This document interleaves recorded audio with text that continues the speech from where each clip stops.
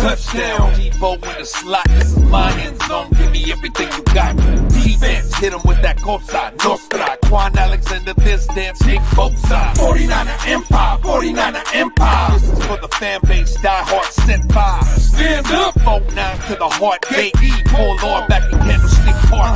Let's go.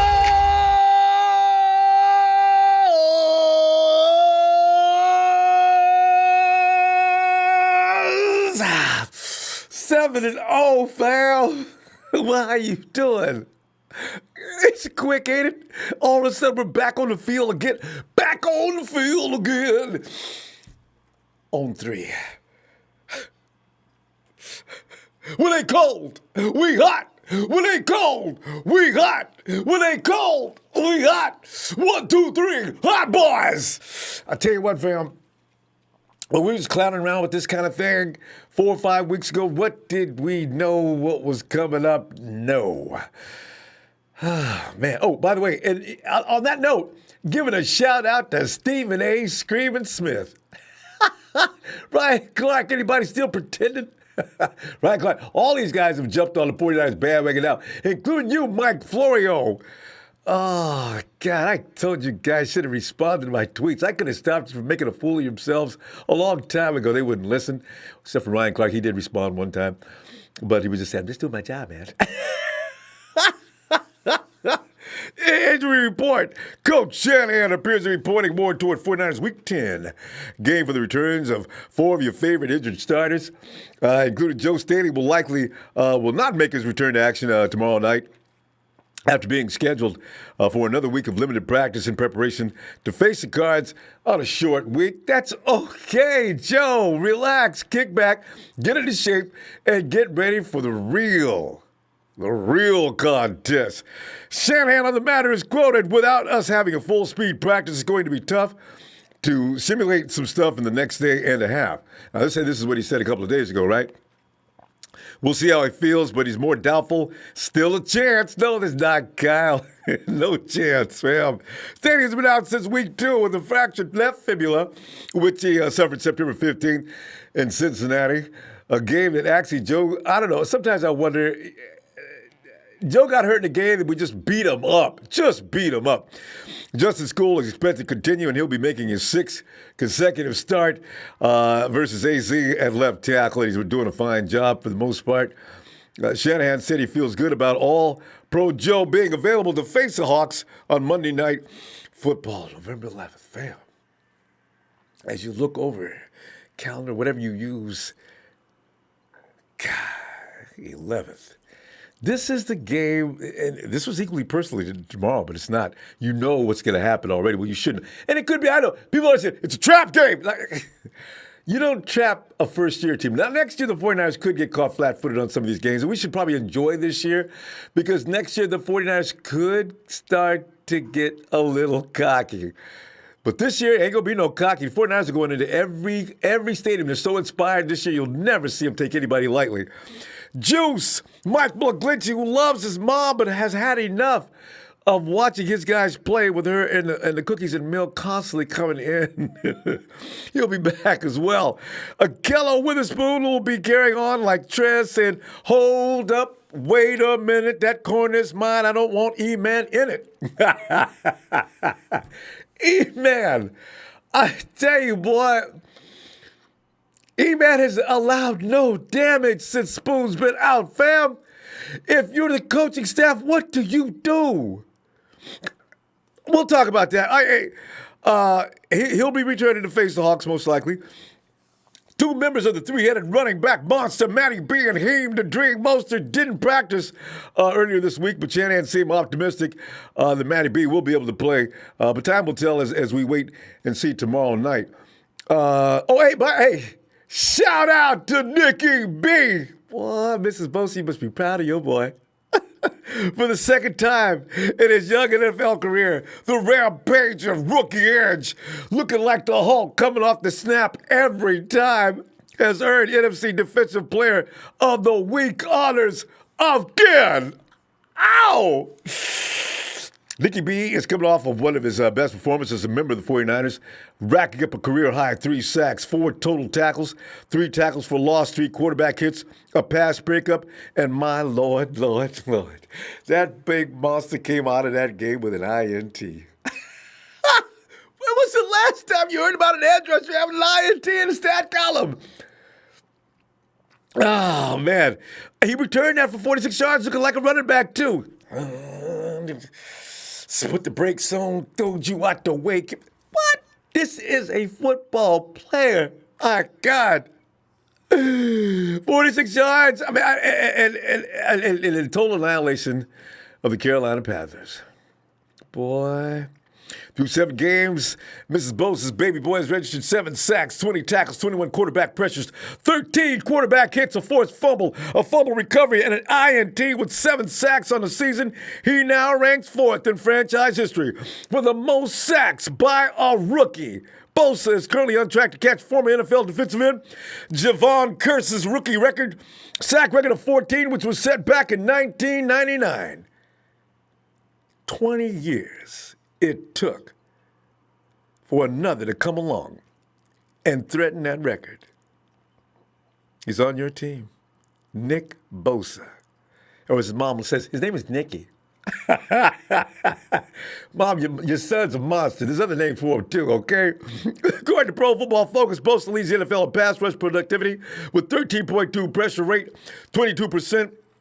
And leads rookie defenders with an outrageous 23.9% total pressures. Jesus Christ. 35 in the pass rushing grade, 85.7. Bosa's performance halfway through the season as teammates believing he belongs in early conversations for NFL Defensive Player of the Year honors. Have his teammates went too far? I don't know. I ain't going to say nothing until I'm going to wait about 3 weeks. Fam, about this game tomorrow real quick. 49ers head into their second divisional matchup of the year as a heavy favorite against a Cardinals club that they haven't beaten since Week 17, 2014, fam. 2014. The Hawks and Cards been tag teaming, beating the 49ers butt each and every season for a long time. See, that's why tomorrow's game is more serious than people even imagine. That's what I'm saying. People talk about 49ers going to go in there, lay back, and get an ass whooping. Oh, no, they're not. If they come in and get an ass whooping, they go because it was laid back. Guarantee you that. Bet MGM has undefeated 49ers up to a 9.5-point favorite over the 3-4-1 Cardinals on Thursday night. 49ers, aside from being a more talented team, has a couple advantages despite traveling on a short week. First, Arizona traveled to New Orleans last week while the 49ers played at home in the nice confines of their own comfy little bed. And as you know, the Niners cruised to a 51-13 home win over the Panthers, who never knew what hit them, while the Cardinals duked it out with the Saints before letting the game get away in the second half, 31-9 loss. And fam, I just want to say a little bit about that. That's why tomorrow's game is very important, isn't it? You see, because there is the speculation that the Saints are just the cream of the NFC crop. All right, you know where I'm going from there. You can take it yourself, okay? Anyway, next, the 49ers have a more experienced group of players and coaching staff. And just like pimping, getting ready on a short week just ain't easy. It just ain't, especially if you're a rookie coach. And while Arizona's working with a rookie head coach in Cliff Kingsbury, a rookie quarterback, Kyler Murray, longtime veterans like Terrell Suggs and Larry Fitzgerald. Oh, I keep forgetting about Larry Fitzgerald. Okay, we'll deal with him. Fitzgerald could help Arizona some, but the quick week of prep for the coach and quarterback could make this a little easier challenge for the Niners. On the other hand, the Niners won't have a ton of tape on Kingsbury's offense with Murray running the show. They run an exotic scheme that leans heavily on 10 personnel, which is a running back, no tight ends, and 4 wide receivers. They use that 42% of the time, according to Sharp Football Stats. League average on that is only 3%. But we knew about them in their semi-air raid offense anyway, right? Well, this is just the more formal way to put it, right? Spoon will miss Thursday's action, as you know, which means the 49ers will dig even deeper into the defensive back depth chart when Arizona deploys those 4 wide receivers. This is going to be interesting to see how Sal and company deal with this, Because I know we got DJ Reed. Let's see. Tavares is sitting on the bench. Who else we have as a corner? It's going to be interesting. See, I think Tavares plays corner tomorrow, or Jimmy goes to corner and puts Tavares in safety. It's going to be interesting to see what they do with that because you figure Jimmy can play either spot. He'll do well at either spot. He's Jimmy. Don't start, fam. Don't start. He can do fine in either spot. Now, I would think, I will see. The running back and defensive foreman should continue to work for the 49ers against the Carolina Panthers. Cardinals. I see. I can't get the Panthers out of my head. Arizona's 27th in Football Outsiders pass defense, DVOA, and 26th against the run. Oh, Lord help them. As long as the Niners don't give the ball away on offense, they should be able to get a lead and pound King Murray with that four-man rush. That rush from the sons of Odin. They'll force him into some mistakes, fam. Arizona won their last 8 games against the 49ers, but that should be ending. These 49ers now are more equipped than ever to end that streak tomorrow night. And you may hear the sound of Thor's hammer crashing against the Arizona skies. As Nick Bosa sees running back another INT, or TC looks to up his record from last week's 4 TDs to 5. This is more than just a game, fam. It's somewhat personal. Look for a multi-score win. I got the Niners winning this one 44-6. I ain't lying, man. I think 49ers can say, look, we got a long break to go after this. We go party. It's going to be more fun if we win this game. We go, boy, Cards, sorry, man, but y'all got to get a whooping this time. And it's like the Saints may have been clowning around with you, but we won't. Yes. Hey, Gold Rush Empire. Yo, Ronbo, what up? Terror Squad for D-Line. Oh, God, I like that. So wait, Terror Squad reminds me of, and also Death Row. Gold Rush, hey, thanks for the contribution too, fam. Hey, Pete Gorman says this is a short week, so I'm going to save Niners 21, Cardinals 10. Being sensible's okay. Covfefe.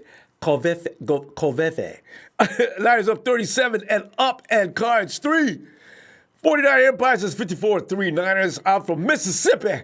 And all the talk about on the Saints radios and Niners, we have them worried. They need to be, and they should have been before now. Jay Anderson, what up? Niners for life. Niners 30-7 over the Cards. Jay Tad says Nick back-to-back NFC Defensive Player of the Week. Bosa. Antonio Rosales, 49ers 34, Cardinals 3. I like that a lot. Okay. All right. William Robbins, 30-6, Niners. Soko, 34-9. SF. Sarah Acosta. Sarah says, number 8 victim, coming very soon. Go Niners. It's the Kid 916. We're good with it, fam. Nine Empire, stand up. Let's go down to AZ and get this dub. Luis Espinoza. Some good Ronbo Niners. And the Empire ready to do it again. Much love to Niner Empire chapters from 559er Empire chapter in Visalia, Central Valley, California. I always thought Visalia was all the way down south, too. 31-7 Niners. Niner Ridge Canterbury probably will give us trouble with his mobility, but 34-10 Niners. Yeah. And as Robert Saleh did mention something about that too, but he didn't look concerned. Gotta watch out for Bobby Saleh. I think we got 2 geniuses, fam. One on offense and defense. I know. I really do think so. Junior Meadows, Niners 47, Cardinals 9. Mentor Timothy. We might score 60 points on the Cards.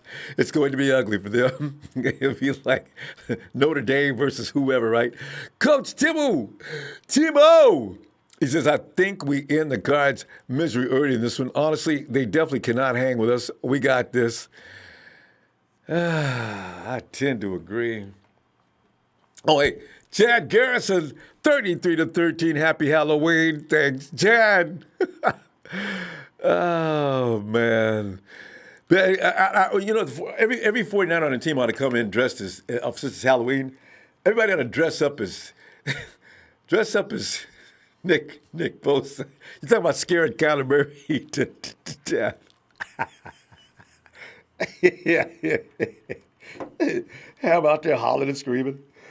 God, I'm tangled up here. Okay, I'm free. I'm free. I'm free. Singing ooh la la, ooh la la la la. Hey, Dion. Ronbo, what's going on, baby? D, man, I'm just checking out next game. It couldn't come at a better time. We got guys that need to heal up. We get to play Arizona. It ain't like we're playing the Vikings or the Saints, anybody like that. We can come on in, whoop butt, relax, take a long break. It's just crazy, fam. Dad, what do you think about what's this game gonna look like to you tomorrow? Make a prediction. Put your neck out on the line. I'll say this. I've been doing my research, and the only people that we need to worry about is T-Sizzle and Chandler Jones. Chandler Jones, year in and year out, puts up sacks every year. You cannot. That dude is unstoppable. Yeah, gotta give him credit. T-Sizzle even look good. He's being old. He got 5 sacks this year. But that air raid offense, they ain't gonna air raid nothing. Let me explain to you. It's gonna be real. This is exactly how this is about to work. We're going to come in on a short week angry because we already got to play in a short week. We already tired. We frustrated. So we're just going to take our frustrations out on these birds and just beat them to death. I'm telling you right now, Ronbo, we put up 51 on – if we put up 51 on the Panthers, like what do you think we're going to do to the Cardinals defense? They can't stop anything. They're like last in the league in every statistical category. So we have nothing to worry about.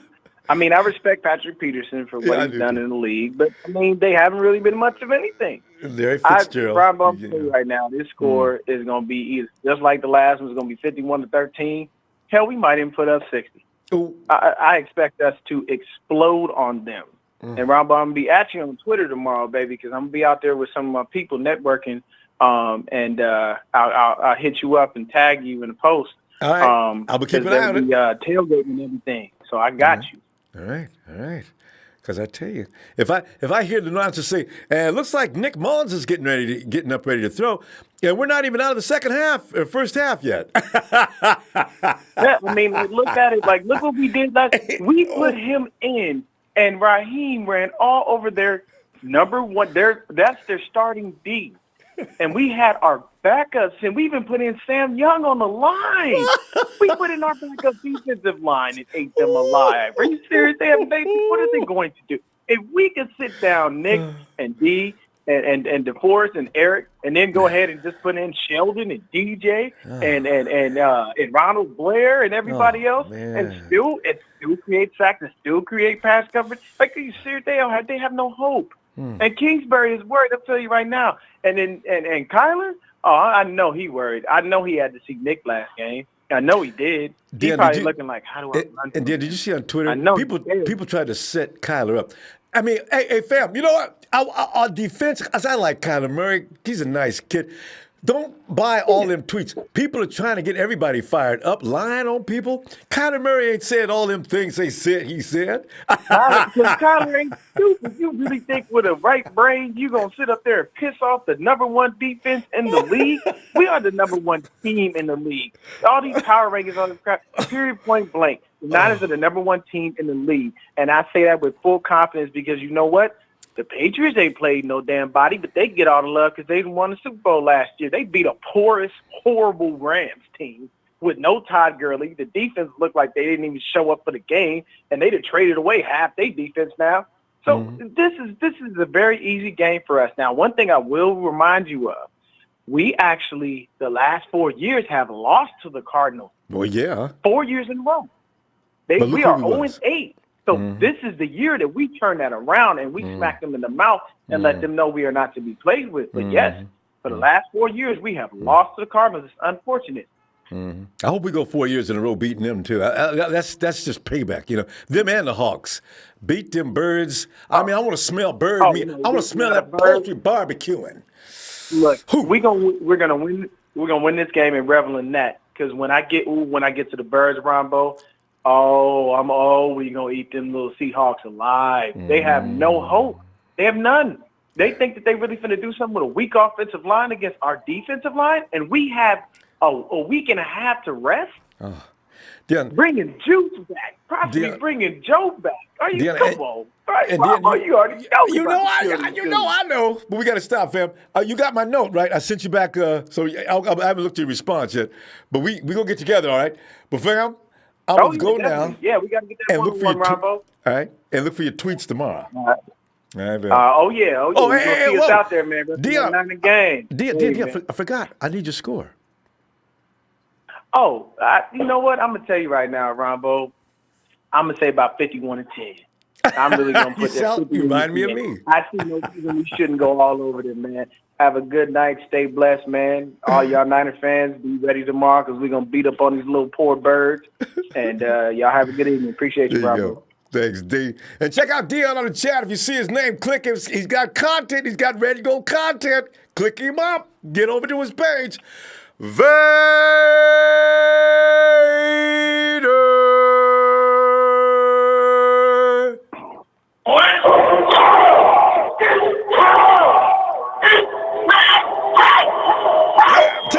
Tap. What's up, Vader, I look back at all the times that we had those conversations where we were crying and whining. You got Cowboys fans rolling across your lawn. And before the season starts, everything was just bad news. We just got through getting an ass whooping. And now, Vader, suddenly the sun is shining. Everything is right. Oh, yeah. The universe, the stars are all lined up properly. Oh, Vader, what have you got to say about this game, the score, and life in general, Vader? Oh, man. I agree with the first caller. I mean, it's going to be a beating. But again, we got to go in there with pride on our shoulder, and we got to perform to make it happen. So, Number one. but I'm not worried too much about it, to be honest with you. But, man, I wanted to talk a little bit talk about this Panthers game. Woo, man.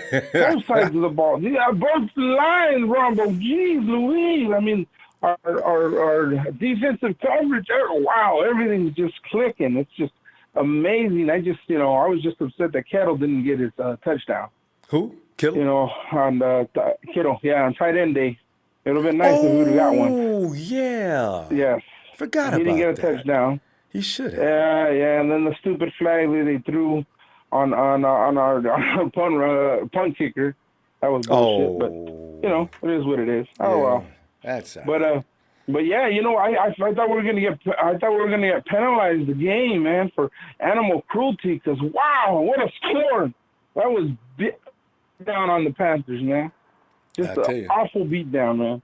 Yeah, well, They was 4-2, and we had to take them real serious. So they was, they was gonna have to get a whooping. Yeah, they got to take the L. Yeah, we're still not getting any love on any of the networks. They talked a little more about us because we got a Thursday night game, but yeah, a little bit. And then power rankings too. Are bullshit. That's just nonsense. I try not to take them seriously. I really do. I just can't help it. Every time I look, this week is okay. Everybody says we're number 2. Even the worst of them. ESPN even said we're number 2. So, okay. Yeah, exactly. Yeah, but, we're going to end up going, 10-0, and they're still not going to have anything nice to say. But, you know what? It's good to be able to see Richard Sherman go and talk about other players. I mean, just him being on the field, it's like, wow. They had that little I ended up watching like a 30-minute thing that they had on him, and it's like, wow, the way he carries himself and everything. And he's saying, it sounds like he's saying he controlled his defense. So it's like, it's cool to be able to have somebody like that on the sideline, watching Mr. Salas' back to make sure that everybody's in the right position and they're executing the way we know how. But I didn't get my flip, Ronbo. Can you believe that? You didn't get what? This is the first game that we didn't get a flip. Andre Ward got me a flip on the Washington game. They just been flipping players to get the ball at the end. Oh, yeah. They just flying up in the air. K1 got one against Tampa Bay, and then they kicked them out. Yeah, I didn't get my flip but we did get an INT. We did get the interception. Yeah. Couple interceptions. So And it look was who good. did it. That's the crazy thing, you know. Well, you know, Oh, wow. we had how many? We got him 3 times. Who got the third INT? That was Bosa. Yeah, Right? who got the? Sherm got 1. Yeah. Who else? And then Bosa got 1, right? And We then had who? 3. Oh, that was Mosley, man. Mosley. That's right. Mosley went. See, Yeah, Mosley Vader, got what one. are you gonna He do? snatched Hey, it out of the air. Spoon is coming back for the Hawks game. Mosley has been I mean, he's almost been flawless. How do you walk up to him Wow, and say, yeah, I know. "Hey, man, you know what? And You get." man, the players that we got, damn, Ronbo. It's unbelievable. No, we're missing a bunch of starters. Imagine when they come back. Woo! It's going to be terror. We got 2 starting units, Vader. Remember, we just wanted 1 starting unit. We have 2 solid. Exactly. You bring We have Valaga 2. up, and you got 2 starting units. You know what I mean? Because like Pretty much. even if the Yeah, first exactly. 4 sit down and then bring back the other 4, damn. Yeah, and then I hear everybody on the chat and everything talking about contracts and stuff like that. But, you know, we don't even know what we have on our third stringers here. You know?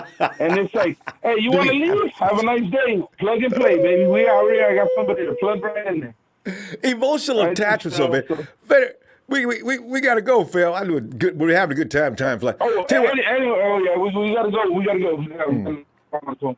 But really quick, Ronbo, I just wanted to know my MVP of the game was Mullins. Because every time Mullins gets on the field, he's We win. on the first drive. Did you see that handoff? That handoff?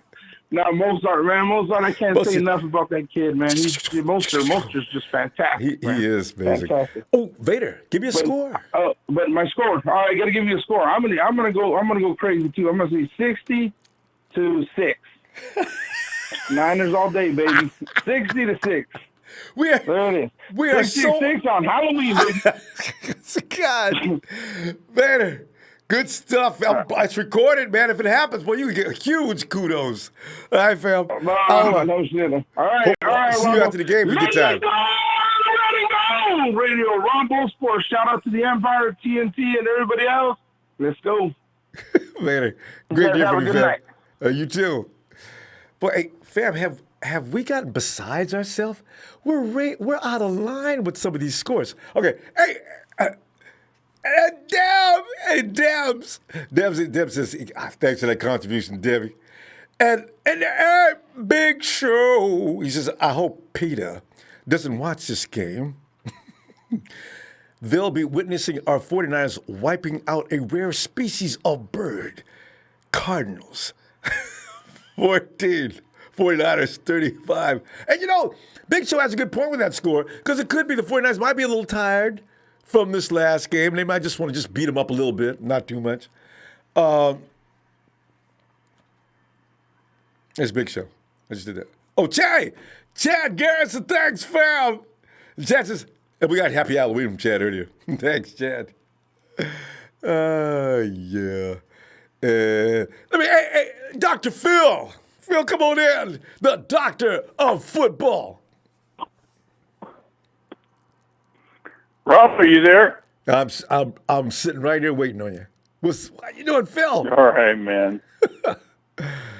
Oh, Phil. Where do we start? Well, you could listen. I want mashed potatoes and plenty of gravy. Forget about the English We're gonna peas cook to go this with up at the tailgate. that. So if you come by, we'll be feeding you. Mashed potatoes and gravy and cardinal, barbecued cardinal. Oh, And you gotta eat 3 or 4 of those to make a sandwich, though. well, here's my take on this. The Cardinals are the worst against the run. Oh, They're that's like bad. bottom 4. Oh my Lord. They're worst against the pass, bottom Oh. 4. Their offensive line allows more sacks than anybody. Oh my. So It's tailor-made. Tailor-made really for a 49er wanna- killing. exactly.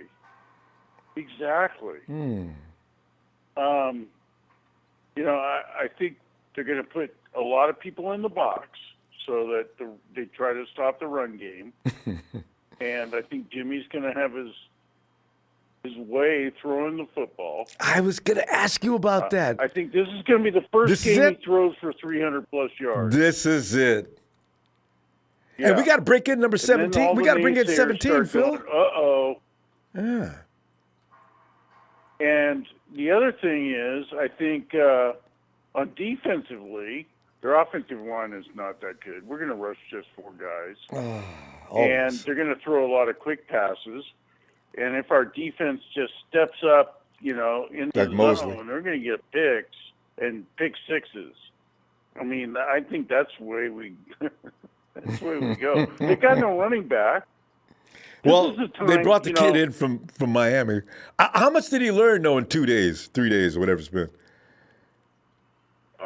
None. Not against our defense. Yeah, it's not going to matter how much he learns. Yeah. Well, what do you want to learn? Yeah. Oh, God. So, I mean, I think this is going to be a 41-14 type of game. And I think after 8 losses in a row, somebody said to Jimmy on his presser, you lost 8 in a row this team. He goes, I didn't even know that. We're going to have to go talk to our team. So I think that's going to get out, and they're going to come in with a vengeance. So, I'm looking forward to this game. I think it's the right move to keep Joe out. Keep him for Seattle. Keep all these guys for Seattle. That's the game we got to win to spread the difference between us and the rest of the division. True. We win that game and we win this game, we're 3 games in the lead with 8 games left. I mean, it's... What are the odds of everybody catching us? Yeah, exactly. So, hey, but Phil, you mentioned something I just wanted to... Go ahead. Go ahead. You mentioned everything. Go ahead, Ronbo. Being that Jimmy is going to have every opportunity to throw, will Kyle go ahead and work 17 and 19 and 18? And this is a chance.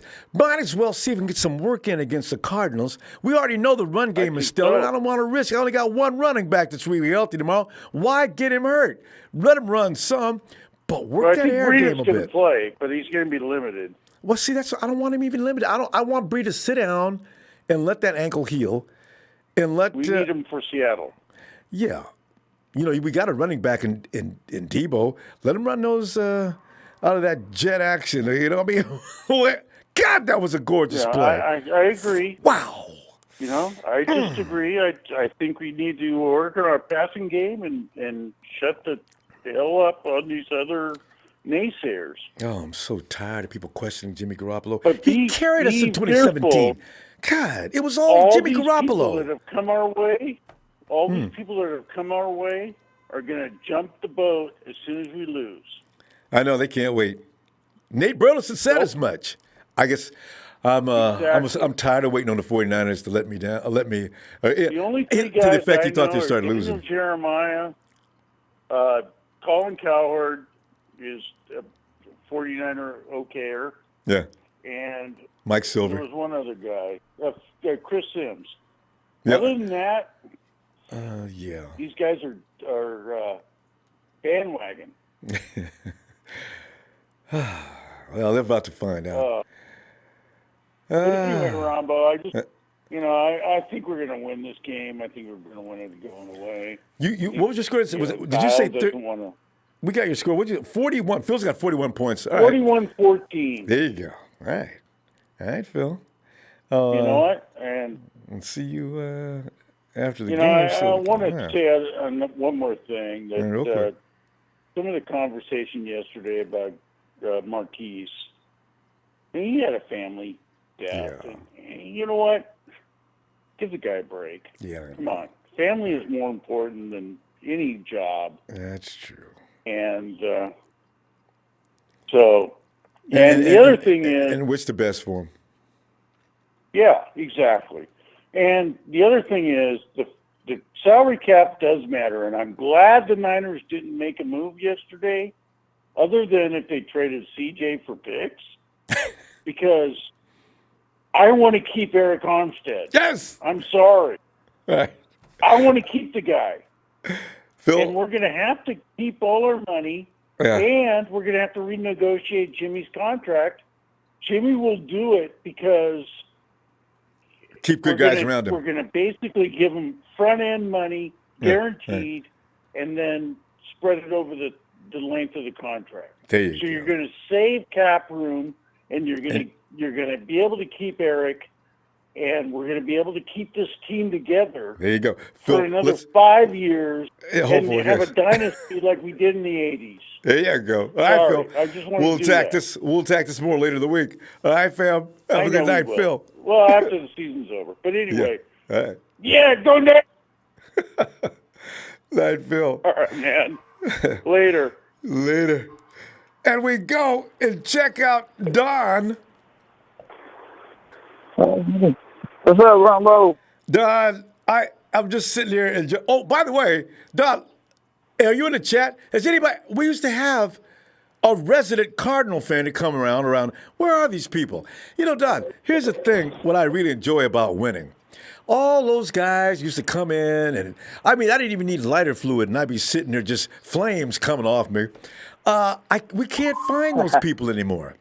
You know what I do when it's tough? They say when the going get tough, they keep going, Ronbo, and we tough out here right now.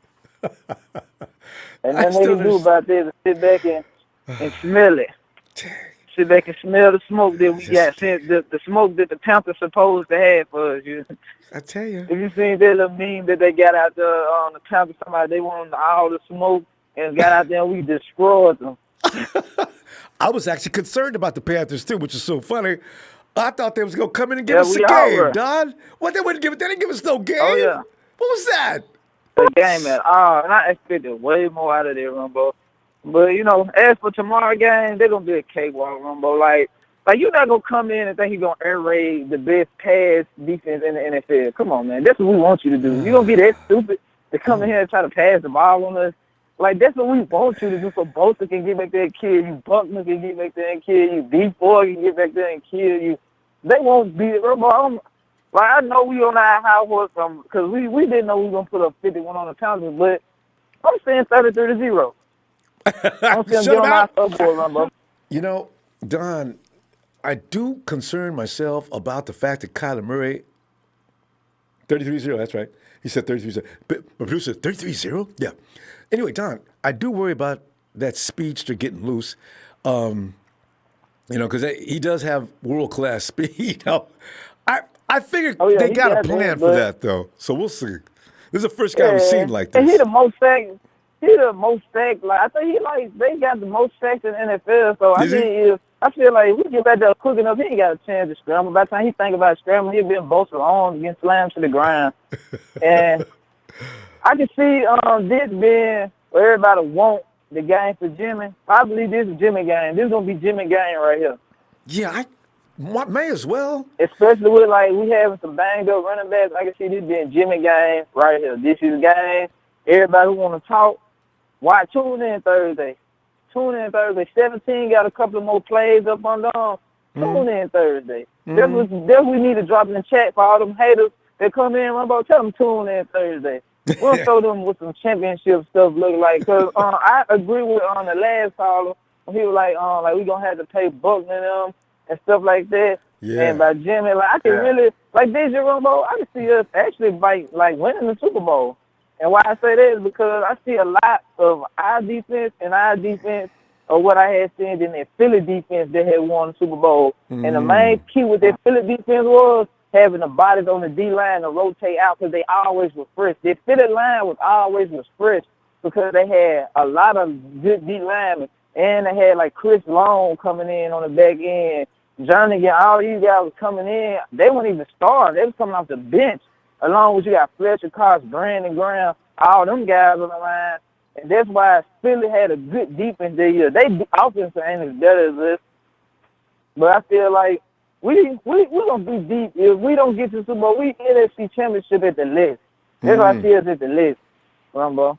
And you know, it's But okay. It's okay because, you know, like I said earlier in the year, and I hope I'm wrong on that, the 49ers just need a little more maturity, not physically, but they need mental maturity. And when that happens, the dynasty's on.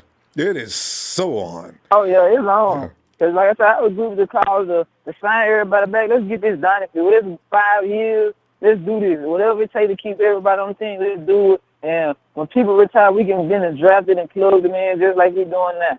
And, you Like know, we can just stick if Sherman leaves, we can just stick Mosley over there. And we can ride with I know, Mosley right? and Keller. And Sherman's got to stay with us, so I want him to be a coach, you know? Because, you know, Yeah. players who need a ring will be coming over knocking on the door. Coach, Mr. Lynch, Yeah, and I'm that's willing gonna to draw play for people X too real amount. bad. I missed it. Say again? Oh no, I said you right about that. They're gonna open the gate for people who want their ring, right? Yes. Right Yeah. on, That's it. straight to And the ring, the free ride to the ring. Because look at the players that have come through New England the last few years. Every year I look at, how'd the Patriots pick him up? I've been saying it every year for the last 5 years. Exactly. They just go give the Patriots the next. I couldn't get over, you know. So that'll be us next.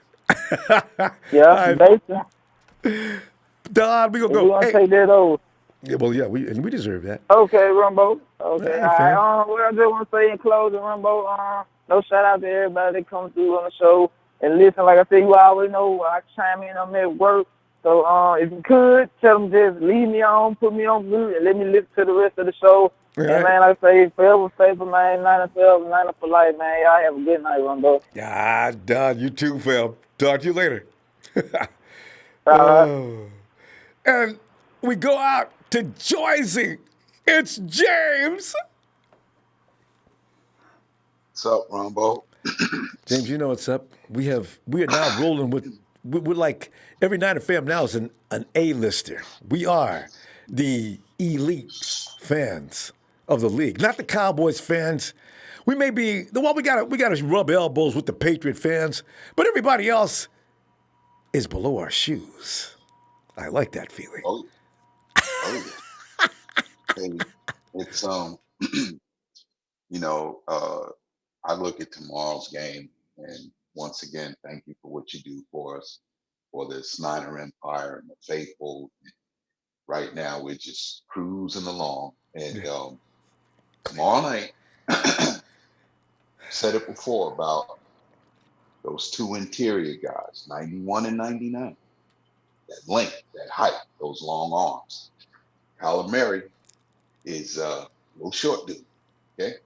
Yep. And I think tomorrow he will be running for dear life more in the opposite direction than picking up yards. Okay.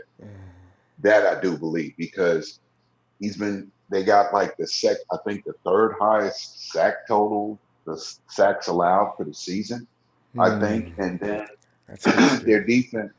their defense is giving up. Like, I think it's close to, I don't know what the rushing yard is that they're giving up, but it's well close to 200 yards per game Oh per my opponent. God. And I mean, it's I could be wrong on that, but I think it's more than 160 that they're like giving up the game. They're averaging their two biggest defensive guys are Chandler Jones and then the guy that came, Terrell Suggs, that came Well, over from Baltimore. how they allowing all them young? What? How they I allowing don't. all them? I don't get it. It's. I could be wrong. It's either they're giving up the highest passer amount to the opposing team or the running amount. But the thing James, is what no matter what you say, it's 20. They're ranked 27th. yeah. So that tells you something. It's only 32 teams in the league. They're very. And they've not seen us yet. This is That's like, exactly whoa.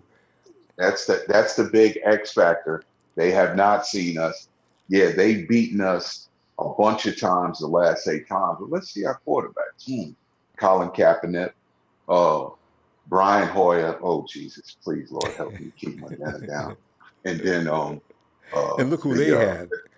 the musician CJ back there holding his guitar trying to throw a pass. So it just, and one thing I can say though, the good part about it, we haven't played them with Jimmy Garoppolo. Okay. That's true. This is the Because first. That's true. We didn't do it yeah, last year.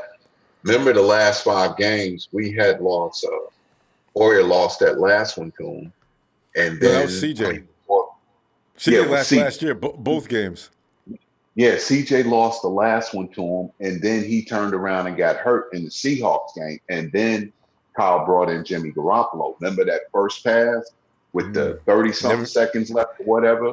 And he hit see Dante Pettis in the end zone. No, not Dante Pettis, Lewis Murphy Lewis Murphy. in the Hey, end zone. hey, James, Yes, sir. stop right there. I just want to say something about that.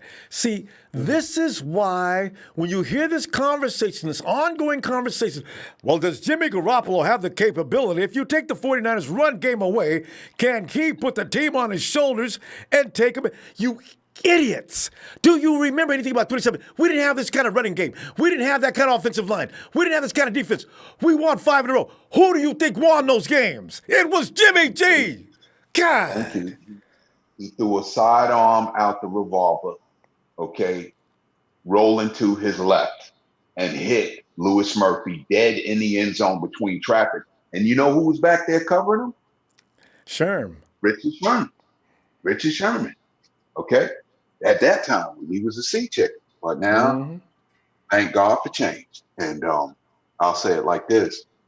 We are, I think it's going to be a basketball score that we put up on them. It's not gonna. Not even college football, basketball. James, you get ready to give me an 89 to 12 score? Well, I'm gonna say it like this. I'm gonna go a little higher than my birthday. I was born in the upper 60s there. Okay, the lower 60s, Oh, and no. I could see it probably. I'd just say 61 to 9. Yeah. That's the second. That's the second 60. We 50 burger to a 60 burger, boy. This is great. The thing is, I really do think though tomorrow night, I think we're going to see a very heavy dose of Jeffrey Wilson rocking that rock, man. Just If to he's show okay, him that. he's got a stinger. Yeah, if he's okay from the stinger, but at the same time, Matty B is going to go. We still got Tevin, Can't and stop him. it's like as far as I heard the situations, I heard what Phil was talking about those contract situations. I'm glad we didn't sign anybody for the trade deadline or anything like that Can't either. afford it. Because you know what? I could actually see him if all goes well at the rate we're going right now. I could see John Lynch actually dealing them draft picks, every one of them. Who do we right now? If they stay healthy and continue to progress the way they're progressing, who do we need to pick in the draft? Unless it's offensive some line player, or somebody. right? But that's it. You're right. And they need to That's it. sign Jimmy, J-Dub, and Eric Armstead. Those are the people everybody's kicking to the curb, and it says, hell no. They are very much a part of this chemistry. James, we got it. Yeah. Okay. Go I ahead. know You you finish got to that. go, but I will say this much. I think if they go ahead and extend Buckner, see Eric Armstead and Buckner are boys, man. You ain't got to worry about Kittle going. And Matt Breed is another one that'll stay there just from Kyle saying, hey, look, I need you. I believed in you when no one else did. Enough said. Just give me the contract. That's all you hear from him. Eric will commit because I think Debo can talk him into it. And the way Parag can work them numbers, it'll all work out. But anyway, Niner Empire, Niner for life. I'm rooting for the Nats right now. I think they're going to make history as the first road team to win a World Series because they're up 4-2 right now. And the it's first DC championship. That's exactly All right. right. It's time for them. Okay. All right, James. All right, Ronbo. Appreciate you getting in here, too. All right. Have a great evening. Be blessed. Niner Empire, Niner for life. Let it roll. All night, 61-9. Ooh. 49ers. Get to 8-0. Yes, sir. Got it. Night, James. Blessed. Oh, man. And let's go to Dollar Bill Will. Will. Ronbo, what's up, man? Well, it's this is the game that it's Thursday night. It's just a casual affair. I just hope the 49ers are going to be fired up because, everybody's worried about the 49ers. Man, the 49ers go get back there and get a whooping if they don't go in and bust. But see, Will, people confuse this team with a team that's been winning for years. 49ers cherish every win. Losing right now is not something they can accept, especially from a team like the Cardinals. So with that said, Will, would you please spread some Will perspective on this upcoming game and give me that score? Well, look like it's hunting season because we done killed us a Panther, now go kill us a Cardinal. Slingshot. Bing. Slingshot. But Bing. yeah, man. But yeah, man. It was a big win to beat the Panthers Sunday. They got a short week heading to Thursday. To me, I don't like them Thursday games, man. Because you play your bust off on Sunday, then you got to wait 3 days or 4 days, and then play again on Thursday, man. But I believe the good thing about it is that the momentum is still in the air with them, so they can carry that over until to the Thursday game and kick butt. But yeah, man. I believe the 49ers going to do good, man. The Arizona's defense is not that good, really. I mean, they two inside linebackers are dumb as a doorknob. You can do anything to them. Must be. So the running game's gonna be legit. Coleman and Breida should put up some numbers Thursday night. But you got a point, Ronbo, man. These folks must have forgot that when Jimmy G came to the 49ers, man, these last 5 games, man, they was tight games. And he brought us out of all of them with a W. So I don't know why these people is steady just trying to doubt this man. Trying to make it out like he ain't no come. What are they? What? Yeah. But the thing is, Jimmy G ain't got to prove a damn thing to nobody. The running game is when it comes to every good team, everybody says what you got to have to be a complete team. You got to have a running game. You got to have a defense. You got to have a quarterback. You got to have a running game. You got to have a good defense. We got all of that. Jimmy G don't need to do a damn thing. As long as that running game is efficient week in and week out, Jimmy G ain't got to do a damn thing. The main objective is to keep the quarterback doing less as possible. I don't give a damn about him being the game manager, what people call him. I don't give a damn about he needs to do this, he don't need to do that. If that running game is full throttle, use it. Use it until Let stop. That's right. Wear that defense out. Because the defense gets worn out with dudes pounding them, not passing. That's the secondary. See? Right. Wear them dudes out. Exactly. It's all about the trenches, man. You keep getting first down after first down after first down running the ball. Defense you're gonna suck the life out of them. Prime example is against them sorry ass Rams. You seen how we took the life out of them. So it's quit in the second half.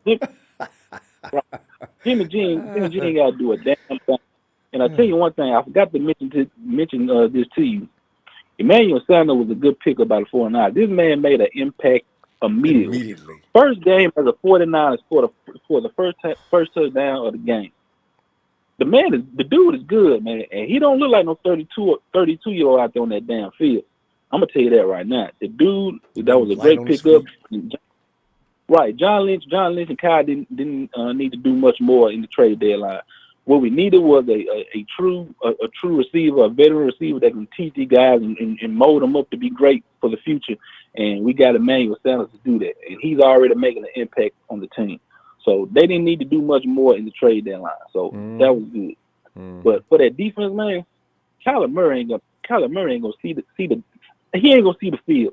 He ain't gonna see downfield. When you got over 6 feet linemen coming at you, you ain't gonna see the field. So what Kingsbury is gonna do is he's gonna try to have Kyler Murray run a few screens, have him roll out the pocket, things like that, or Kyler Murray gonna use his legs to get out of himself.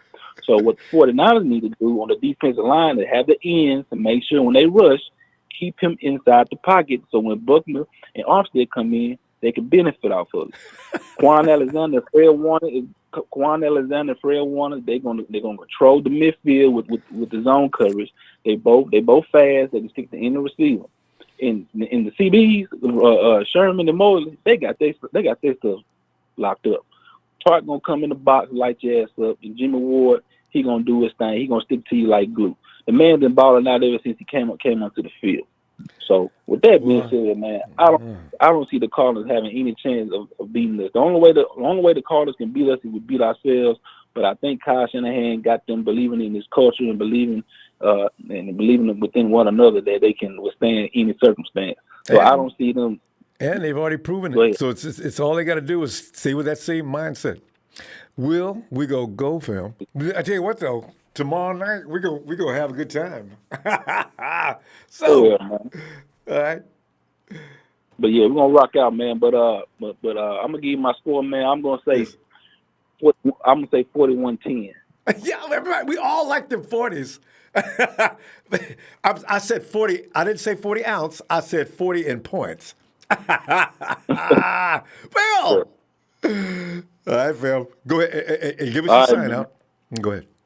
Oh, for sure. Shout out to you, Ronbo, man. Shout out to the my TNT fam, my player partner Dre, Trey Trez, Big Show, Russo, Jerry Fresh, Big Show, Red 49 Hits, all them guys, man. Shout out to the Ronbo Sports Fan Club, man. Rico, Jersey Joe, Sheik, Seward, Coach Tim, all them guys, man. Hey, look, man. F the Rams, F Rudy, we lost Super Bowl. We only scored 3 points. Yeah. They got 55 points put on by the book, so we beat 31-17. Right. They got Jalen Ramsey for nothing. Akeem Talib got traded from the Rams to the sorry-ass winning Dolphins, and they bankrupt.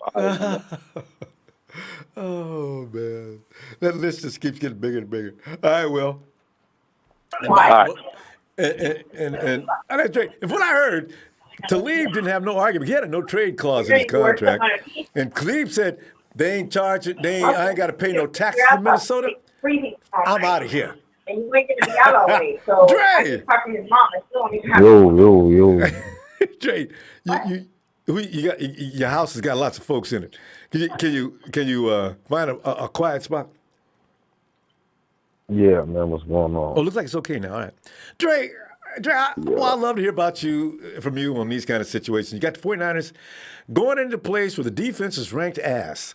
Now, what I am concerned with, though, Dre, how in the world what happened to the Saints? They struggled for a while with these people. I wonder what happened. Yeah. I gotta go back and watch that game again. When your linebacking play is not as stout, not as fast as getting to the ball, when your defensive line isn't as dominant as ours, Kyler Murray can create problems when you're not collapsing the pocket. And that's what I've seen against the Saints. They got a few sacks, but they weren't able to consistently get pressure on him. And when they did get pressure on him, there was no help on the backside. So basically, he was able to scramble and get some yardage or scramble and make a play. And the difference between us and the New Orleans Saints is, they have one dominant defensive lineman, and that's Cam Jordan. We have 5 or 6. You know what I mean? So it's a big difference. Yeah, and when you and those guys are going to have to be rotated out. The difference is when we rotate guys out, there is no drop off. So that's why teams are. It's beautiful to see Ronbo. You can literally tell. Like when I was watching the game, you could see in Ron Rivera's head, or even Freddie Kitchens, or even Sean McVay. Like you could tell that their mind was boggled because they were like, "Damn, I want to drop back 35 to 45, maybe even 50 times, but I can't because when I drop back 50 times, 25 of those are going to be pressures. 7 or 8 of those are going to be sacks, and there's probably going to be 2 or 3 interceptions." Because one thing about playing quarterback, Ronbo, when I play a quarterback, there's one thing that happens. When you get pressure on you, okay, and you start to expect it. And when you don't expect it, then you don't make those easy routine throws. You might overthrow a guy. You might lead the guy a little bit too much. You might throw it behind him because you're expecting pressure. Sometimes you even try to get out the pocket even when you don't have to get out the pocket because you're expecting pressure. What does that do? Yeah, what does that do? If you don't have that type of if you and your receiver aren't on the same page, and this is a rookie quarterback, Kyler Murray, he hasn't had years with these guys. It's not like Jimmy where he's had, Or you in the know, NFL. 2 going on to 3 years with guys where they know if he moves outside the pocket, what his tendencies are. What route do I need to run? How do I break off the route? Do I go over the top or do I come underneath? It's so many things that goes into it. And so that's why I think the Saints, you know, it took them a little bit to get going, and they struggled a little bit with the Cardinals. My whole thing is this: that by knowing that, you know, we haven't beat these guys 8 times. Jimmy G knows that. He knows that we haven't beat. You know, it's been eight straight games since 2014. He's just playing with people. We know that that's the motivating factor. We know that's what guys are talking about in locker room, especially Sherman, Quan, and all those boys. We know that's what's being talked about. You know, and one thing I want to say is it's beautiful to see that, you know, we're causing the Rams to, you know, sell off, you know, 2 years of first round picks. They won't have a first round pick until 2024. They ain't gonna have no players. They won't have a second. They don't have a second round pick for the next 2 years. It's beautiful to see that we're causing the Cardinals to go trade for Kenyon Drake. Like, that's going to make a big fucking difference. It's not. I mean, it's just beautiful, Ronbo. Yes, it is. It's great. You know what I mean? The whole division is closing down. Elvis Presley all shook up. You feel me? But one last thing. I'm not paying attention anymore to people saying we don't know what Jimmy G is. Look, we know what Jimmy G is. Jimmy is going to get back there. He's going to toss the ball 22 to 27 times a game. He might have a pick, but most likely it's going to be a deflection pick.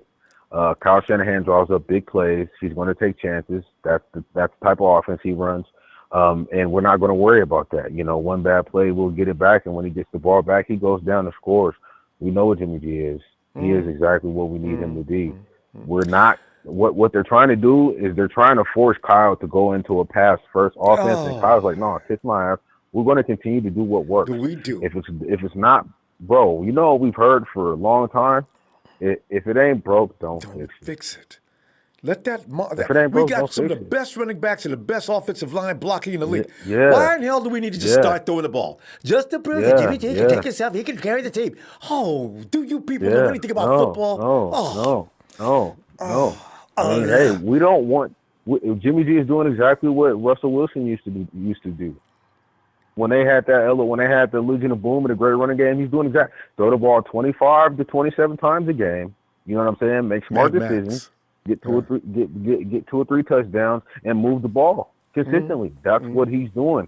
We don't want Jimmy to have to turn into to what Russell's doing right now, because you see that he could do it 6 or 7 times, but that 8th or 9th time they're going to end up losing the game because you can't put the game all the way on the shoulders. You have to have a team around it. And that's what happens, bro. There you go, man. The same thing's going to happen with Aaron Rodgers. You can have all of those no names, but when you bring their ass to Frisco, we're going to tear your ass up, bro. We're going to tear you up. We're going to tear you up.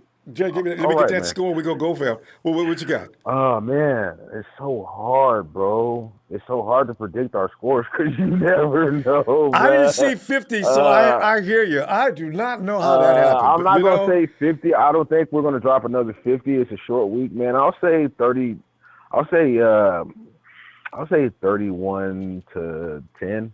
You know, they get a garbage time touchdown, you know. But, everybody scores a little bit. And I do think Kyler Murray, he might put together a couple of nice drives, but I mean, you know what we do on third downs, right, Rombo? Yes, indeed. We shut it down. Give up the ball. You got to give it up. Down. Give it up. Sit down. Yeah. Watchman, shut up with this Angry Bird shit. Who is this dude, Watchman? Bro, we need to stop blocking guys. Shut up. There's no such thing as an Angry Bird. There's Dirty Birds, and the Falcons ain't been the 30 Birds since the early 90s. Shut your dumb ass up. Get out of here. We can always get one. One, at least. Watchman's the dude. Watchman. Yeah. Shout out to the TNT fam, man. Trey Trash, Big Show, my player partner, Will, man. Jerry Fresh, Russo, Shay Lewis, man. You know, the Red, man. All the guys, man. Y'all know who y'all is. Phil, man. All the guys, bro. You know, let's go in tomorrow. You know, let's not even expect a blowout. Let's just expect us to go out and handle business. It's a short week. You know, we got 30. After that, we got 12 days of rest.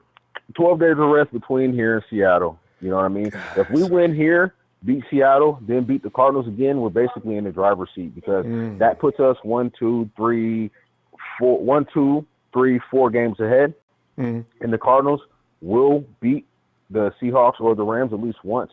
And, that puts us in the driver's seat in the division. So, let's go and win these next three. These are very important. All right, Dre. Yes, sir. Look for you tomorrow, All right. Peace. Hey, Watchman, there is no such thing as angry birds. You know what I'm saying? We're gonna kill the Cardinals. We might eat some Cardinal tomorrow. You know what I'm talking about? All right, man. Dre. Peace. Go get him, Dre. Bye, Dre. Hey, Justin. Oh man, I'm gonna take it. I will admit I was wrong about yesterday. Damn it, I was wrong. Damn. What? Taylor Gabriel, I was wrong. I was dead wrong. I forgot about that. Yeah, well, that's okay. It's really funny. It's just. Well, go ahead. Goddamn. It's just, when I heard, about Adam Schefter on sports, I actually ran with it. I'm like, okay, because, because everything Adam Schefter says actually turns out to happen, Most of the time. He may every now most of the time, Yeah. Yeah, everyone in that. And I was like, okay, that makes sense because Chicago's struggling with quarterback. And kicker. Well, yeah, and kicker, yeah. So only Trubisky only has 5 touchdowns and 3 interceptions on the season. He's not That'll that make good. Sense why they go. We robbed them too. We robbed them. They really thought we were going to take Trubisky with a 2nd-round pick. Okay, but you know what? We need to wait. Justin, we need to wait until Solomon T gets up to speed. Actually, we robbed each other. Until Solomon T gets to where he's going. You know what, though? I'd rather have my lineman do a little less work, but my quarterback is seriously important. So you're right. We robbed him. We did. Understand. You know what? I'm going to follow back with Dre. I don't understand this, man. Last year, y'all were 2 years ago, y'all were on the Jimmy G bandwagon. These sports writers like, yes, Jimmy G is good. Now this year, the defense is really good, but man, I don't know about Jimmy G. I don't know, man. I don't think he's doing crucial situations. I don't understand that. Nothing bothers me. Everything else I see on the network news, nothing bugs me worse than that. And they have this serious face on, but I'm not seeing Jimmy G demonstrate that he can carry this team in those crucial situations. What are you talking? What's wrong with you? You guys have already seen Jimmy G. When he gets fully adapted to this offense, Justin, last year, had he went through a whole year of Kyle Shanahan's offense, we wouldn't have to entertain this conversation at all. I'm so sick and tired of the stupidity behind it. Obviously, he has talent. And stop. Why do you keep acting like he doesn't? It's just ridiculous. No. And I look at the stats right here. So, you know how Jimmy G, Tom Brady, Jacoby Brissett are 20-2 since last year. In the starting quarterback.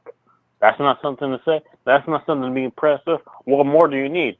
These quarterbacks that come out of the Patriots system, they're actually really good. Except Matt Castle, okay? Matt Castle, he's another. He was a product. He's another of the system. Of Belichick's system. Yeah. But and then nobody's ever talked about this. Weston Richburg, last year he allowed 20. He allowed 20. He got by 20 times last year. Oh yeah, he was. This time, one time. He was a matador. Allowed one time. He's allowed one sack. No. So that's something to be impressed with. Weston Richburg has actually stepped up a great year this year. Wow. That shows you getting healthy is really important. Oh yeah. He's unhealthy. So and we get I'm really happy we're not rushing Jose back. I think no need. Justin School, I think the other guy, he's doing really good. I think even though the safety is safety, they can work on that. Hopefully we don't have anything like that, like that tomorrow. So I'm hoping, we get everyone back. We got a Skull back, we got a Staley back, we got Juice Check, and we got Witherspoon back. All for the. And the Hawks must have said, "Why do you guys bring him back now? Why don't you wait till next week?" Yeah. We thought you'd like these guys. Too. It's a short week. It's a short week too. Why rush them back in a short week? And that's what I'm saying. So yeah. Brunskill, even though I'm not a fan of Thursday night footballs. I really am not, because I feel like if you're going to put them on Thursday night football, if you're going to put them on Thursday night football, you got to give them a bye, at least a bye to prepare. You can't just rush them. I'm not a fan of that. Hey, and Justin, instead of having Thursday night football, go ahead and move it to Friday. Friday night football, I think everybody be on board for that. Why are you? There's no need. Yeah. If they're gonna play on Thursday, might as well play on Friday. Give an extra day to recuperate. The league is not concerned with the health of the football players. This is all a money-making venture. And the whole concept is behind how much money they can make. Because Friday night is a night when people have options. So they say Thursday night football. People will watch football on Friday night anyway. As long as it's Thursday night evening anyhow. So it's stupid. Yeah, so and Marquise Goodwin's coming back tomorrow too. Marquise is active for tomorrow. I can't wait to see what him and what Sanders look like on the field at the same time. That is going to be interesting to see. I think it's good. I think it's good because you know why? Because Sanders he only got 25 yards this for the last game. But I think he was just getting ready. I think next week. I think tomorrow. I predict both of them probably have a 100-yard receiving because the only cornerback that the Cardinals have is Peterson. But we got Peterson right now. Yeah, but the thing is, you got Marquise doing what Marquise does, scaring the hell out of the safety. So you take that guy out of the play, and now you got Sanders moving around, George Kittle moving around. I don't know who's going to be in the slot, but Debo. It just opens that field up. Just and the give me a score though. For the Cardinals. We just heard about him. Yeah, the linebacker for the Cardinals. He's actually allowed 88.2 percentage completion for the tight end. So that's something. Oh my God! Something to be. It's a George Kittle night. Too bad we didn't plan for tight end day. All right, we gotta go though, Justin. Give me a score so we can see tomorrow. I'm gonna say, it's gonna be tough because what I predict, they actually go below or they go high. So I'm gonna say 31-13. I don't know. I'm gonna say that. I'm gonna say one touchdown. One touchdown. Yeah. I predict we won't allow anybody over 20 until like week 10, probably week 11, maybe week 11. Justin, it's only gonna get worse. As long as this unit stays together, teams are gonna be down to 6 and 7 points. This is a gruesome defense. Yeah, we gotta go though. Justin, give me a score. You said what? Yep. I thought you just said it. 31-13. 31-13. All right. Justin. Got it. See you tomorrow, fam. Night. And we go to Southeast to the Dade City Niner Empire. Omar, come on in. How you doing, my friend? How you been, brother? Oh, man, it's just too good to be exact. There's a lot of football, man, a lot of 49ers football. We got to wait after this game too long, but what a lot of football in such a short period of time. Yes, sir. How you sizing I can't wait till we get it. Yeah. What is it? How you sizing this whole situation up for tomorrow night with the rankings that we're talking about? But you know what? I got to tell you, Omar, I am concerned about the fact that they battled the Saints very tough, actually. I don't know. What's up? Man, listen, man. I give credit where credit's due, man. The Saints are a good team, and I'm not taking nothing away from them. Yeah. But, the Saints haven't played us yet. And that's a game that I have circled on my calendar. I have the Saints and I have the Packers. There you go. And I keep getting a lot of, I have a lot of friends that are talking shit. Yeah, of course. Jimmy G. I said, you talk about Jimmy G when he first came in, in week 17 when he gave us a drive against the Titans, and then the Bears he came back and won, and then when they played the Jaguars had the best defense, and we shredded them for 37 points. So are you still have concerns about Jimmy G? I'm not even worried about Jimmy G. I don't even know why people keep saying that. I know. Like Marcus Spears and all them guys, I don't know what the hell they're talking about, man. Yes. Man, these guys are some, I don't know what's wrong with these guys. Why are you questioning Jimmy G? Like, you weren't questioning before when in 2017 you didn't say nothing about him then, so why are you saying something about him now? Right. I don't get what these guys are going after. Man. And Omar, the thing is, with the run game we got guys that are just vicious, right? So what's Jimmy supposed to say? Coach, I got to throw the ball. People are talking bad about me. They don't think I can quarterback anymore. Let me throw the ball. I mean, can't they see that Jimmy G is working the game plan? It's not that he's inferior. Yeah. Kyle trusts him. It's not about that. Yeah. It's the stupidity makes me nuts. God. Personally, I don't think he's a game manager at all. That was Alex Smith. Not. Alex Smith was the game manager. I don't think Jimmy G's the game manager at all. He's it's like I told you before, and the last time I called in, he's only doing what he's told to do. But you don't think he can throw for 300 yards? He's thrown for 300 yards before. Many times. Easy. He's done it. But when he but had you know what, to. though?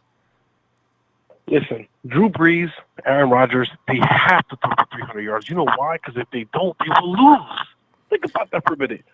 If Drew Brees doesn't throw for 300 yards, they will lose. If Aaron Rodgers doesn't throw for 300 yards plus, they will lose. Think about that. And sometimes they lose anyway. Omar, what did our boy in L.A. do? Jared threw for what, 7, almost 700 yards or something like that? He put that ball up all day long and they still lost. That's not how you win football games. Saying.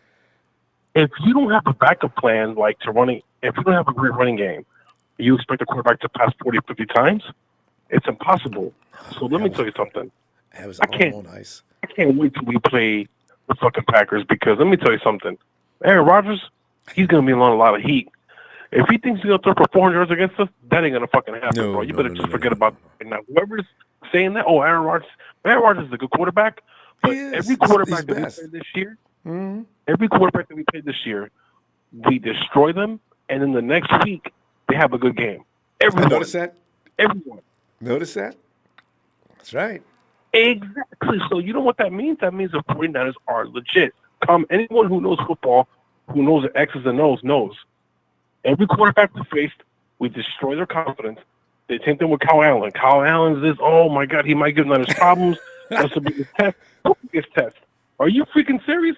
And then you got McCoy in the beginning of the game. Oh man, all that chit chatter, man. We'll take all the smoke, man. Fuck the smoke. We gave you some gas. That's what we gave you. Gerald can't get over it. He just can't. Him and Bruce Irvin throwing shade too. The Panthers are the biggest ass clowns. You know what? I've never had anything to say after losing a game. All through high school and a couple of years of college, I did not say anything after we lost. Dudes be talking smack. No. You set yourself up to look like a fool. Listen, when Bruce Irvin said that they're not world beaters, I said, dude, you just got beat by 38 points. Why the F would you say that, right? What? Exactly. Oh, they're not world beaters. I said, man, listen. But we are Panther beaters. I said, we are Panther beaters, man. And, I'll keep it short tonight because I know you have other callers. But let me tell you, got to go now. I got to get the score. Go ahead, finish that and give me your score. Okay, man. The score is going to be 42-10. And all the haters out there who are down Jimmy G, man, you guys got to set a ball on you. You know what? 8-0. That's all I have to say. There you and go. on to the next, man. Scoreboard. Yes, there you go. Ronbo, a big shout out to Dade City Empire. Yeah. I love all my Dade City Empire people. And Ronbo, I love you, man. Great show, man. I love your show. Thank you for giving us as far as the platform, and give all the shout out to all the Atlanta faithful out there. Let's go kick some ass tomorrow. Take care, Ronbo. Oh my, give me your score one more time. Production missed it. Okay, I'm sorry. 41-10. 41-10. All right. Yes, Omar. To Dade City. Love you back, fam. All right, we'll talk to you tomorrow, huh? All right, man. All right. All right, man. Bless you. Thanks, fam. All right.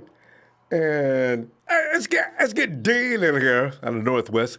The kids must be sleeping. Dean, the kids are getting.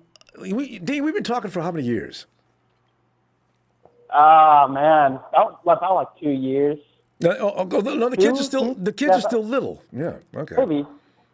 Yeah. Well, yeah, he's like he's 6, so he's brushing his teeth right now. Oh, well, he'll listen now. Isn't it funny? Because kids between the ages of 2 to 5 they're not listening. But then at least at 6, they can hear what you said, and they can comprehend the fact, hey, he's the grown-up, I'm the kid. I guess I might better do what he says. Oh, God. Oh, yeah, no, and he's in kindergarten, too, so I got to watch what I say and stuff, Oh, yeah. So. Yeah. Because they put everything on record. Oh, yeah. Hey. But Dean. Man. Dude, man, I've been wanting to talk to you since Sunday, but then, I'd wait, and then I'd be so tired, and I'd have to go to bed. And Sunday, it's a good thing you guys didn't take my call because I was a little tipsy. The kid wasn't there, and I was watching that Panthers game, man. Oh, my goodness, I went crazy. Wasn't that fun? I haven't went that crazy for a game in so long, man. I was Because nobody expected that. Who expected that? Dude, I thought we'd win, but not a beatdown. Yeah, no, man, me too, man. I was just like, I was so hyped. I loved every minute of that game. It was so funny too because I did your app, what is it? At your place, in your face, or whatever. Oh, in your face, at your place. Yeah. Yeah. So on Monday, I wanted to see a reaction when Bosa got that interception, and I was watching it while my girlfriend was driving, and then you did some like weird stuff, and my girlfriend's like, "Gosh, you and Ronbo, man, you guys do the weirdest shit." Yeah. I was like, "Yeah." Have her get to be a 49 fence. It was funny. She was like, "He speaks in tongues just like you do." I got to tell you though, Dave, I didn't even first. There was something with a camera shot on that. I didn't know that he actually intercepted it. I thought maybe it was a fumble, and then they showed the replay. Oh my God! It was insane. Dude. He blocked. He just and jumped up and grabbed it. Oh, Jesus! What can it he was not do? awesome, man. It would have just been so awesome if he got that touchdown, dude. He's trying hard. Dude, that defender had his leg, and he's just like hopping. He's like, no, I need this. I need this. Hey, Dave, and Fred Warner, those guys, Fred Warner and guys, they said, we saw the play, but it sort of like froze them. They looked at, what? If they would have hurried and went downfield, they could have gave him the blocks that he needed to get in the end zone. But they were sitting there watching the show, and they thought, hey, we're on the, hey, let's go. Too late. He was running by himself, and he was like stiff arming and stuff, and like trying to like figure out where to go. Dang it. I wish he could have got in. They should have gave Nick the next play. Just let him play fullback. And Nick Bosa's lining up next to Jimmy Garoppolo, and you can pretty much figure out what's happening next. And there he goes. Yep. They couldn't stop him. I bet they couldn't stop him. Oh, no, I had not, man. Oh, man, Nick Bosa's a beast, man. And, like, I heard George Kittle's, like, mic'd up, man. The whole time he was just talking about Nick Bosa. Give a 20-year contract. So funny. He was talking like Kyle Shanahan or something. He's like, did you draft a cheat code? And like, oh man, he's going crazy like the whole time. Kittle's on. I swear he's on some kind of drugs. Guy's insane. Oh, he's standing on the sideline making all that noise. He's always making so much noise, and then his plays too. Kittle is just. It's awesome. Just keeps on going. Like every play, man, he's trying his hardest every play. This team's like he'll just stiff arm people. He'll run through them, man. Like Kittle's a beast. This team's got so much personality now too. You got Kittle and Bosa's got the most comical personality. You got Richard Sherman, you got Joe Staley and Mike McGlinchey, the dual comedians. I mean, this team is so much fun. I mean, man, I know. This is why they got to be winners. The fun. Oh, what's up, Kenny? Say again? Oh. Yeah, hold on, Ronbo. My kid wants to say hi. All right. What's his name? Oh, no, never mind. He changed his mind. Well, he's 6. He'll say hi next year. When you're 7, you become a man. What is his name? His name's Liam.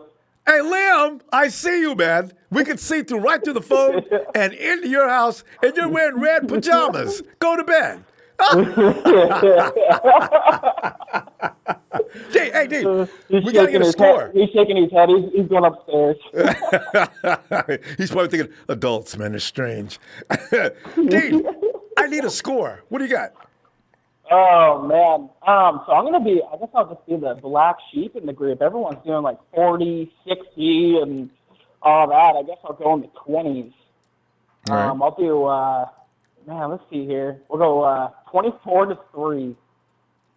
All right. That's, it's a short week. I feel like we're gonna. I feel like we're gonna be pretty good against Arizona. I mean, they're doing so bad stats. And their D is porous. So. It's like balsa wood. I tell you. But Dave, we're gonna go. See you during and after the game tomorrow if you get time, huh? Oh yeah, no, definitely. I'll be on tomorrow. All right. Yeah, but shout out to you, Ronbo. Thanks for everything Dave. you do, and shout out to my boy Kenny in Oregon. Yeah. Hey, Kenny. All right, dude. Have a great night. All right. Bye. All right. And Shay, come on in, Shay. Ronbo. Shay. What's up, fam? Shay. It's good to be back. Oh, there you go. Good to Yeah, be back, Shay. Ronbo. I know, man. You know, it's Good to it's have like 49 football in 4 days. It's perfect. right? We don't even have to wait till Sunday. Problem is, we got to wait a long time. All the way till for the next Monday stage. of next week. It's a long rest. Yes, sir. That is a long time. But they need it. You see, these guys can heal up. So that's cool. Yeah, that's good. That's probably the best thing though, Ronbo. You know, they get 11-day break because they just played Sunday. So, the only thing I'm going into the game just I don't want no injuries. I want people to be healthy. I want it to be a blowout early and fast, so that way we can just start resting the guys that need to be rested. So that's kind of like what I'm looking at. But it's gonna be. I think it's gonna be a good game. I think you're actually gonna start seeing some guys that haven't got any PT in a long time actually starting. Actually, you're right. Depending on the game, I think I think Green are our fastest. Oh, you need to play Greenlaw. Actually, when it comes to run and chase, that's what's written down on his resume. Great run and chase. Exactly. Yeah, actually, Ron and me and Ron were talking about it in the chat, and he made a great point about him and Greenlaw possibly being one of the fastest linebackers we have, and that just makes sense. I feel like he's going to get a lot of PT for this game. The Cardinals game, not so much the Seahawks game. Russell Wilson is elusive, but he's not as fast as he once was. He still has some escapability, but it's not as watching Defoe chasing down the last 2 years. Just shows he kind of lost a couple steps, playing in the league for this long. But hey, looking for one question I just thought about because we're looking about limit. Is Zacha still on this team? Yeah, Zacha is too. Zacha's actually pretty fast too. Some of these guys will be excellent for this game. Okay, go ahead. Absolutely, I kind of forgot about exactly. Zacha. No, yes. Yeah, Definitely. I mean, the only person I think that could chase down completely from the D line, could chase down any quarterback is probably D Ford. He's probably the fastest down lineman we have. But other than that, like Nick Bosa is an athletic, but he's not fast. The guy ran he's a quick. 5 something. He's quick. He's going to catch you on the first few steps. If you get past him, you're out. But yeah, he's quick, and that's what he's all about. So short area. Short area, exactly, Ronbo. But what I'm saying, I'm looking at these linebackers to see what they do as far as spying against, obviously Kyler Murray. But then the fastest and the real test will be the Ravens game that I'm circling. I think mobile quarterbacks do get the problem. Thank goodness that Lamar Jackson isn't in our conference.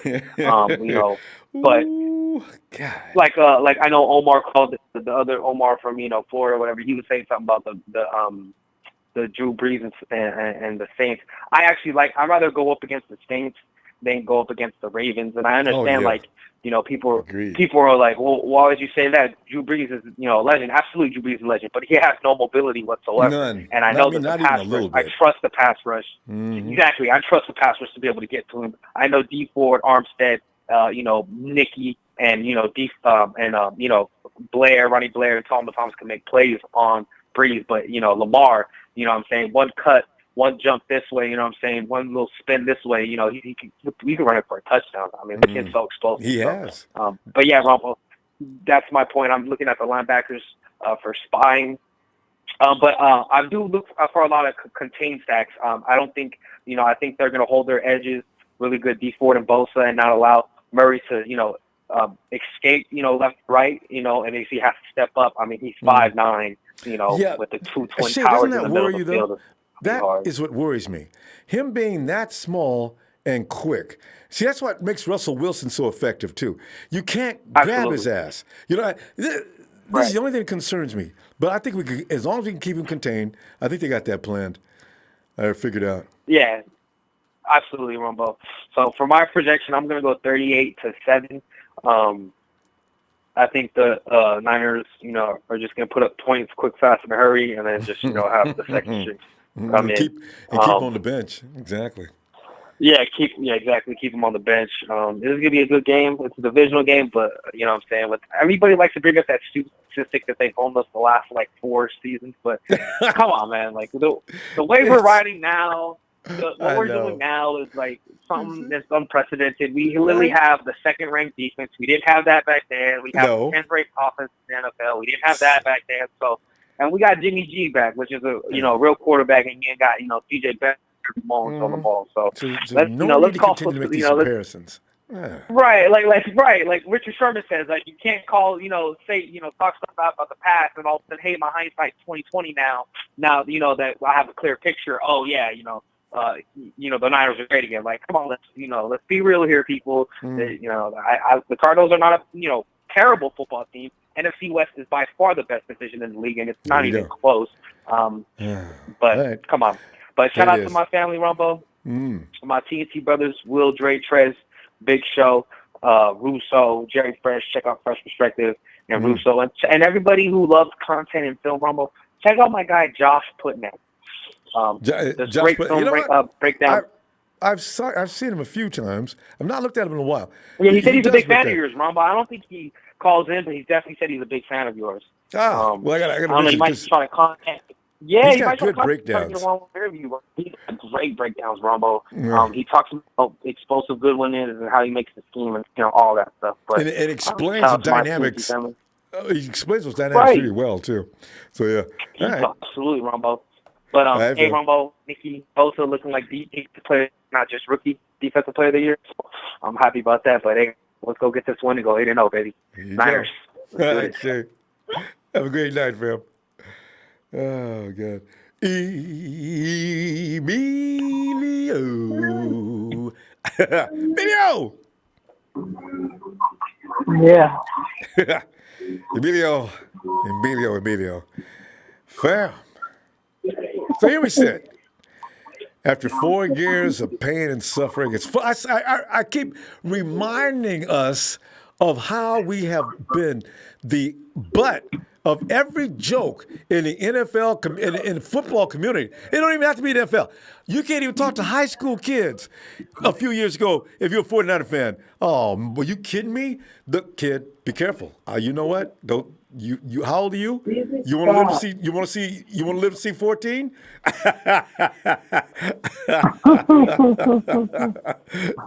Don't be talking. But yeah, what you got the Cardinals. What's up with that? What did I missed it? I missed the last thing. No, we sitting up here laughing about the Panthers and talking about the Cardinals since we're getting flooded with football within this 5 or 6 day radius. Sunday we whooping butt. Come in Thursday night, go have to whoop some more butt. I mean, we just it's just too much fun. Yeah, no, it's fun. It's just crazy. I don't really have too much to say lately. It's just, it's I know, just right? Crazy. They don't give us nothing to talk about. When they was losing, we was arguing and everything else. Yeah, I like the shit talking, but the shit talking just went out the window. It's just, man, they just took the fun out of it. I like talking shit, but now it's just like, now I just gotta watch. And I just feel like I just sit back and relax and just let them do them. It's like the Warriors. Complain about. It's like the Warriors. Yeah, exactly. Like the Warriors before this last year. I mean, before the Warriors played, everybody knew they was going to win. They was just going to wonder who was going to get the most points, where was going to be the drama, and what was going to be the margin of victory. But you knew they was going to win. It was that's the way it was, And now the 49ers. Man. Doing it now, just like, man, just do your thing. I don't even got nothing to complain about. I just like what was it the other day I touched it? People complain about Garoppolo. I don't know what you complain about. Oh, it's just like, dude. I know you don't want to throw no picks. I mean, yeah, it's kind of getting the habit of winning the game, but who cares?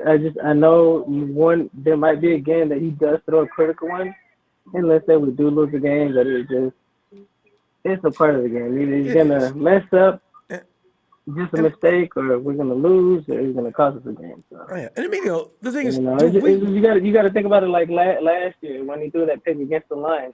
If it wasn't a penalty, we would have lost that game last year against the Lions. So that was the beginning of same trying to thing. learn Like I Kyle's said, it's system. expected. Yeah. No, he's getting better. Like I said, he's getting to the point where he just needs to throw the ball, and the receiver just has to be there. Mm-hmm. So it's just for me. That's the only thing I want to see. I think Jimmy, mostly this game, it might fall a lot on Jimmy. Mm-hmm. You know, just to see if he can get at least two to three touchdowns and maybe get us break 300 yards. He should be able to do that this game because how bad Arizona's defense is.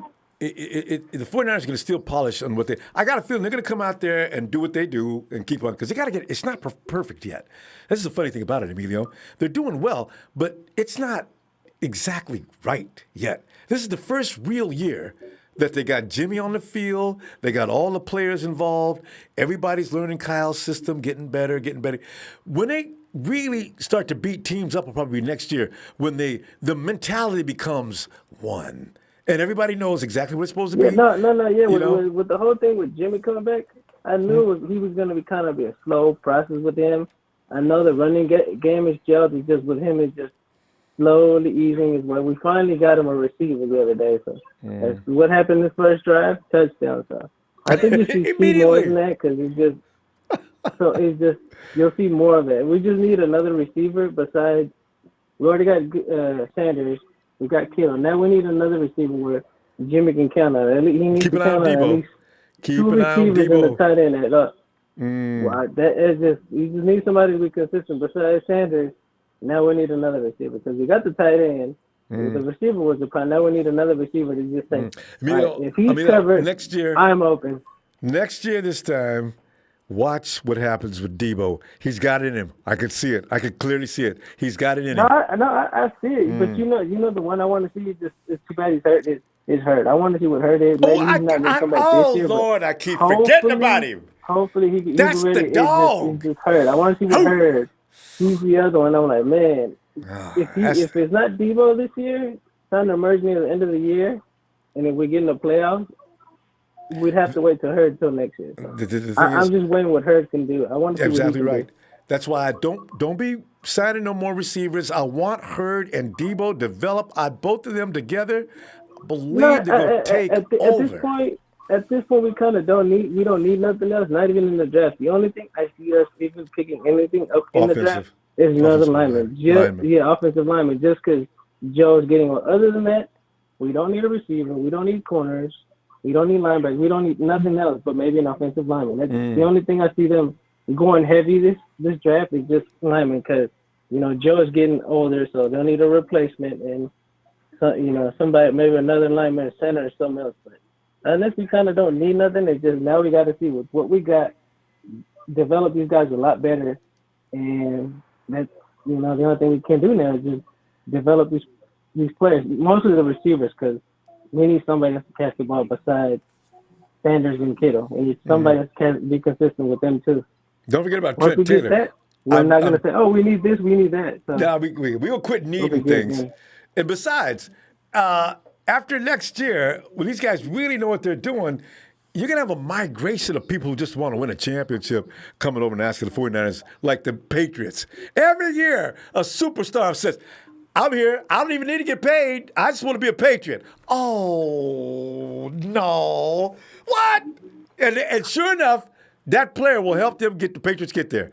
And Brady's got 6 teams. Emilio, they got Buffalo. Buffalo's getting a little better, but you got Miami and the Jets in the division. That's 6 games every year the Patriots get, regardless. They don't even need to play them games. Just call them in. And then they get to stagger through the rest of the schedule, and they go to the Super Bowl. Or they go to the playoffs. I'm sick of the Patriots. We kind of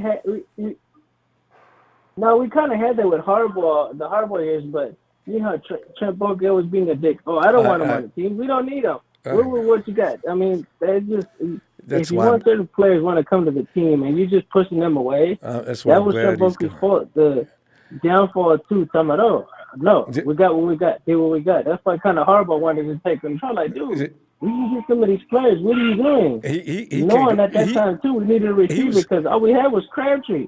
He was all about draft picks, remember? He's draft guru or draft ninja. We got to go I'm just saying. I agree. Give me your score, though. Oh, man. This one, Just divisional games are just weird. I don't know. They're always just always close ones. If you can pull away like the Rams, 20-7. Well, I'm just saying it's kind of like the Rams game. You know, they gave us a good fight in the first quarter, and then after that we just took away. Yeah. Let's see. This one I might give you 20. It I might ain't give that you hard, 20. Emilio. Come on. No, it actually is. You know what? Okay. Since we haven't really beat Arizona, I see you rooting for the Hawks. We finally beat the Seahawks after so long. We actually got a win from the Seahawks. So it's just, this one, you know, it's kind of tough. Commit, Emilio. Commit. I give you 28-13. All right. I could take that. And you could be right, because the 49ers may not feel like going crazy Thursday night. They're tired. I mean, that's part of it, but let me see you tomorrow, fam. All right. All right, for sure. All right. All right. Night, Emilio. Good night, man. Yeah. All right. Hey, David. Hey, what's going on, Ronbo? David, man, it's like hilarious. You know, what's funny, last time I was laughing and clowning about the Washington Skins, and I thought we'd be up in double digits, maybe around 100 points like an NBA game. And we went down there and won 9-0. You got to be careful of what you know. Who could play in the swamp? Oh, well, true. I didn't see that coming, though. That's true. Man, that was horrible. I mean, Jesus, like that football field nobody ever takes care of in kind of rundown high school. Yeah, and I mean, it was like gators. I expected to coming out of that swamp. Yeah, exactly. God. Yeah, exactly. I thought I was in Pablo Escobar's backyard, you know. But, it was pretty gritty over there. But anyways, I think Kyler Murray is still going through a little the tulip stage of a rookie quarterback. Yeah, he's got some things to learn. He got a big old head, so you know there could be like a bobblehead running around there. You know, those are the teams really easily. And I don't know. I know he'll be elusive, but I just have a feeling that he's going to be like that, like the panicking elusive. You know, not a good thing, but a panicking thing. Yeah. No, he's gonna be bad. And then Terrell Suggs gonna be like looking around, and then with his big eyes and going, what's going on out there? What are they doing to Kyle Murray? Coach, get him out of there! Looking like a big old horse. Oh God. You know, I'll tell you what. But you know what? The 49ers assert themselves early. I think they can break their heart early enough. Yeah, maybe. Yeah, they will. Yeah, they're a team that's probably spinning into rebuilding mode too pretty soon as well. You know, because I think it already started. Man, them, a few teams actually this season are doing that. I mean, a lot of teams actually. It's a Tua, the Tua sweepstakes. You know, the Tua's isn't he injured right now? I think he got hurt. I think so. But man, like half the damn league is like rebuilding. I've been noticed. Like, but you know what though? What I don't appreciate though is this. Some teams will go ahead and you clearly see they're tanking. Maybe we should go to the NBA system. Let's. I really think. Oh man. You guys are gonna do this, so you can get this player, you can get this player, you can get this player. Stop! Yeah. People pay good money to watch those games. Put up at least a little fight. God. I know, but you know the bad part about it too is that it's never a sure thing. We all know that. Look at Trubinsky. Guy's number one. Biggest joke. Guy's a horrible quarterback. He is. Dude, he's not that good, man. He's pretty bad. He's bad. Guys, if you think we're having problems with our quarterback, look at the Chicago Bears. Come on, guys. Baker Mayfield if you think we're having problems, is about that far away from getting on my poop list, too. I thought he was better than this. Walking out because he doesn't like people talking to him. You know, he's kind of like, what was the other quarterback they had before? They used to rub his fingers together like there's money. Oh, money. What was his name? What is that criminal's name? Oh, you know what I'm talking about, right? Yes. He's like him 2.0. Hey, wait, give me the chat. What's that quarterback say? Oh, who is that ridiculous individual who thought he was going to come in You and know not what have I'm to even talking read the about. playbook? Yeah. But go ahead. He couldn't even make it in the Canadian League either, right? Over the Canadian. Oh, brother. Mansell. Oh, man. Was it Mansell, right? Who was it? Mansell? Menzel. Yeah. Oh, my.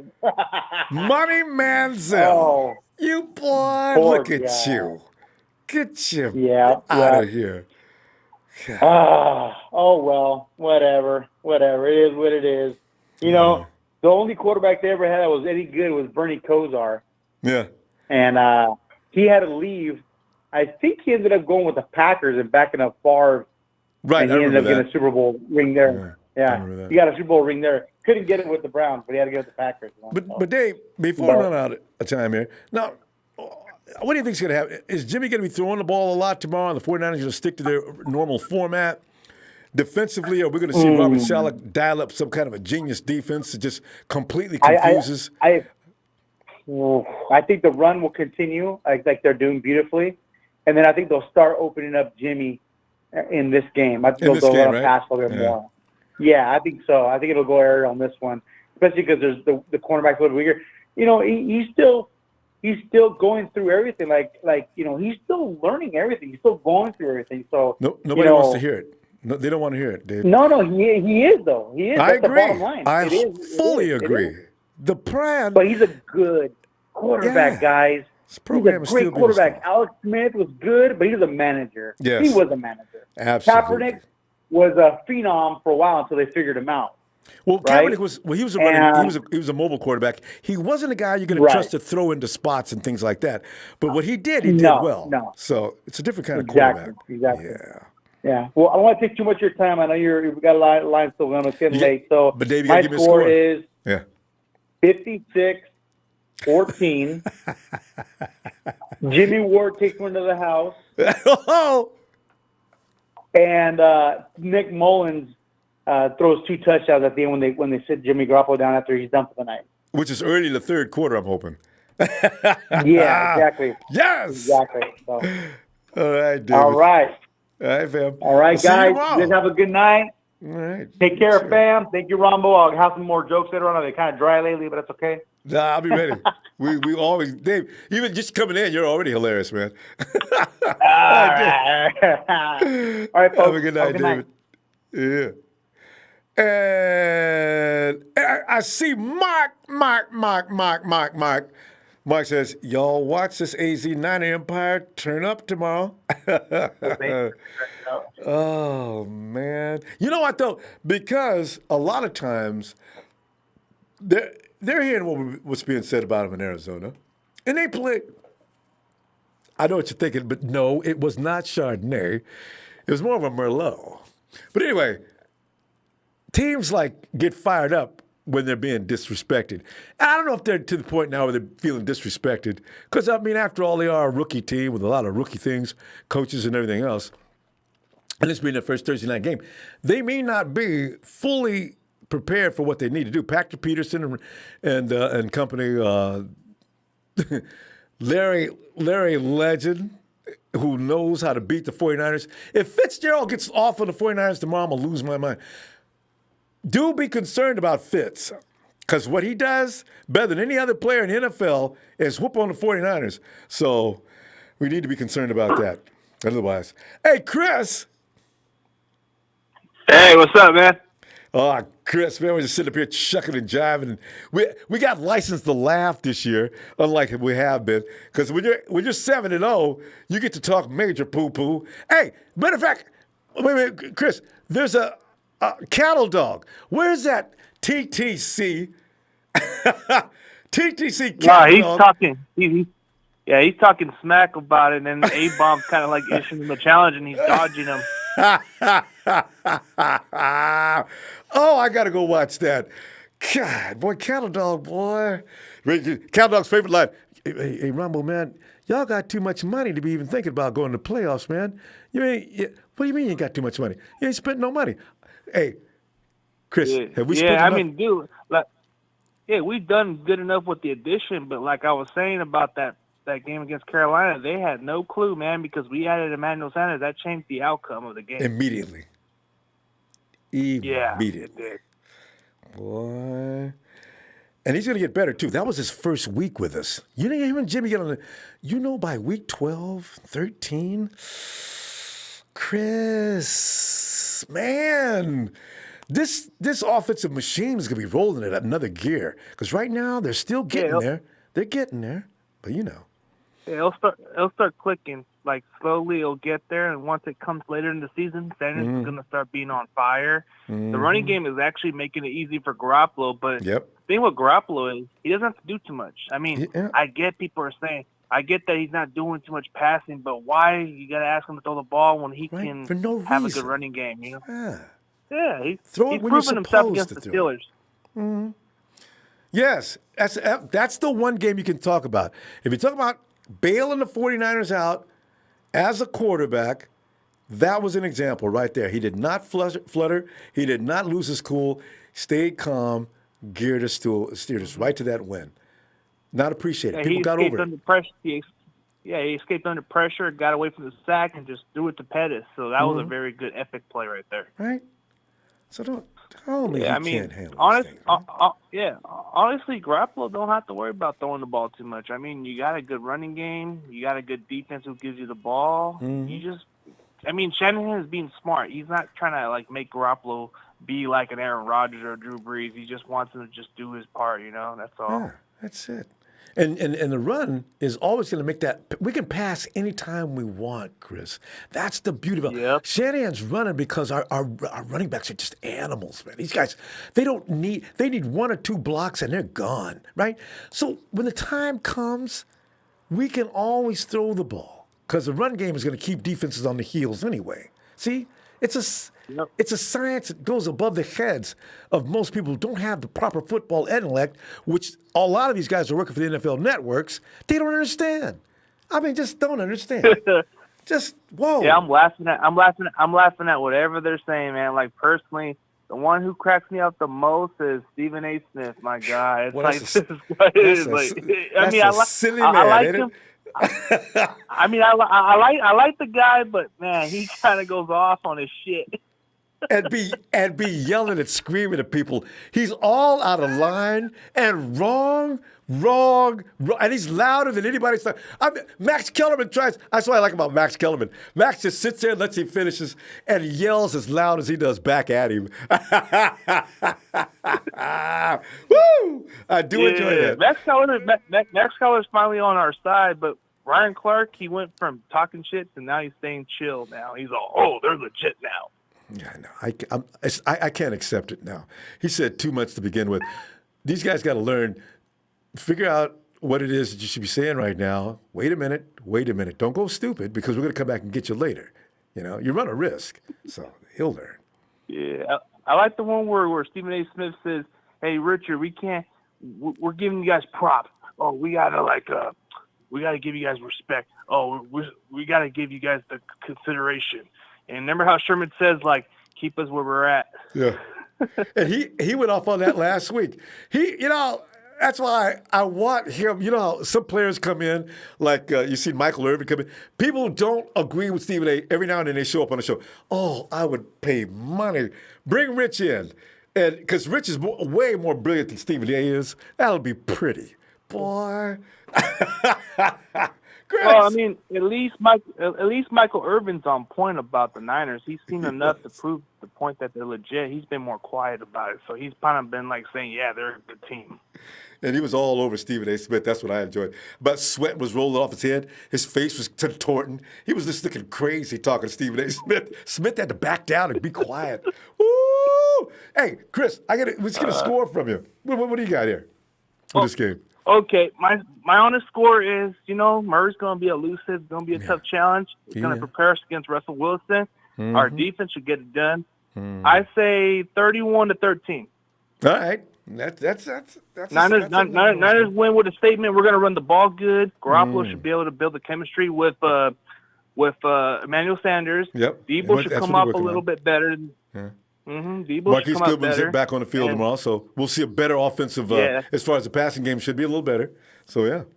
250 yards for Jimmy Garoppolo. Minimum. 3 touchdowns, 1 interception. There you go. Let's be real.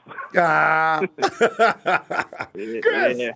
Hey, fam. I'm going to see you All tomorrow. right, After, during and after the game, All right, all right? for sure, man. All right, Chris. Appreciate it, man. I like going on your show, man. Big fan of the show. Thanks, Chris. Appreciate you, fam. Have a good night. All right, man. You too. And Mark Hall says the Empire will take over the stadium tomorrow.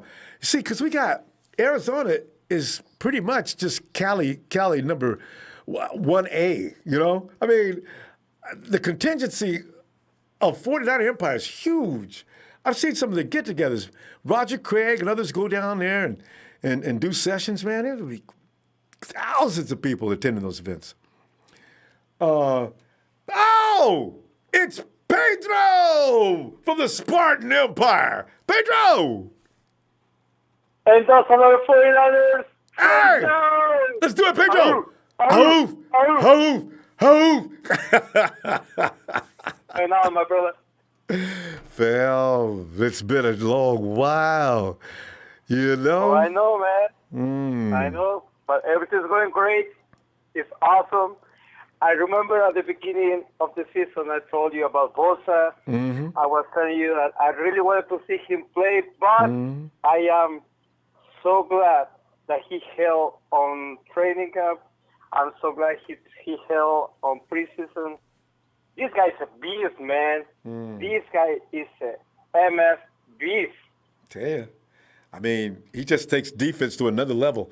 Our defense would have been good, but you put Bosa in there and playing like he's playing, good grief. If we just had D Ford was just a little healthier. Oh, gosh. I don't know if you noticed on the last game when he was doing a play, and I believe it was McCaffrey.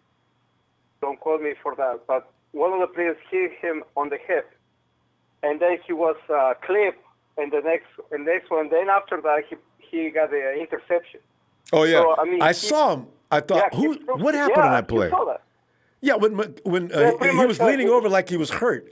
I was so scared he was hurt. I said, oh, no. Somebody clipped him, didn't they? Because he jumped. He made a jump, but while he was in the air, I believe one of the Panther players hit him on the hip. So Bosa turned around and looked at him and like, what the hell? Cheap shot. I don't want to say they were trying to hurt him. Yeah, Somebody else said it. That's the thing. This is the second time I heard that. I didn't see it. Because he's so good. He's now a target that, hey, somebody has to get this guy. Doesn't matter how you get it. You have to get this guy. But when he was off the field, you could feel a little bit of change in the defense. I mean, I'm not saying this wrong, but you can feel like something was missing. So it's like a car. When instead of you put in super premium, you put regular, it runs different. I know, runs differently. The moment he went back in, you knew it's like, oh, it's on. These mofos are running. Premium put back in the tank. It was a rough. Yes. Pedro, so very excited about tomorrow, man. I just hope nobody starts taking cheap shots at Bosa because he is key. If you're going to do anything in the 49ers defensive line, if you can get rid of Bosa, you got a chance, or somewhat of a chance. Yes. Not a good one, but you got a better one. I'm telling you, because I felt it. I was watching the game with the Spartans and the Niner family here in Atlanta, which are very hardcore fans, and I love all these 49er fans. And when we saw this play, it was like, they're going after Bosa. They're doing this just to either get him out of the game because they know they don't have a chance while he's there. Coach has got it. You know what? He's a rookie.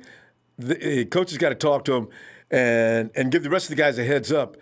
You see somebody going after Bosa, do what you got to do. I'm not going to tell you, if I'm the coach, I'm going to say, I'm not going to tell you what to do, but do what you think you got to do. Don't worry about the fine or anything like that. We'll handle that. And I'm not saying we're running no bounties or anything like that. If somebody says something, I'm going to deny it. But if anybody tries to hurt one of you guys, heads up for your brother. That's exactly what I'd say. Absolutely. Well, look what happened, I believe it was last season or a couple of seasons ago when, what's his name, that got... Oh, you talking about we playing the Saints? New Orleans? That coach that had... No. Oh, yeah.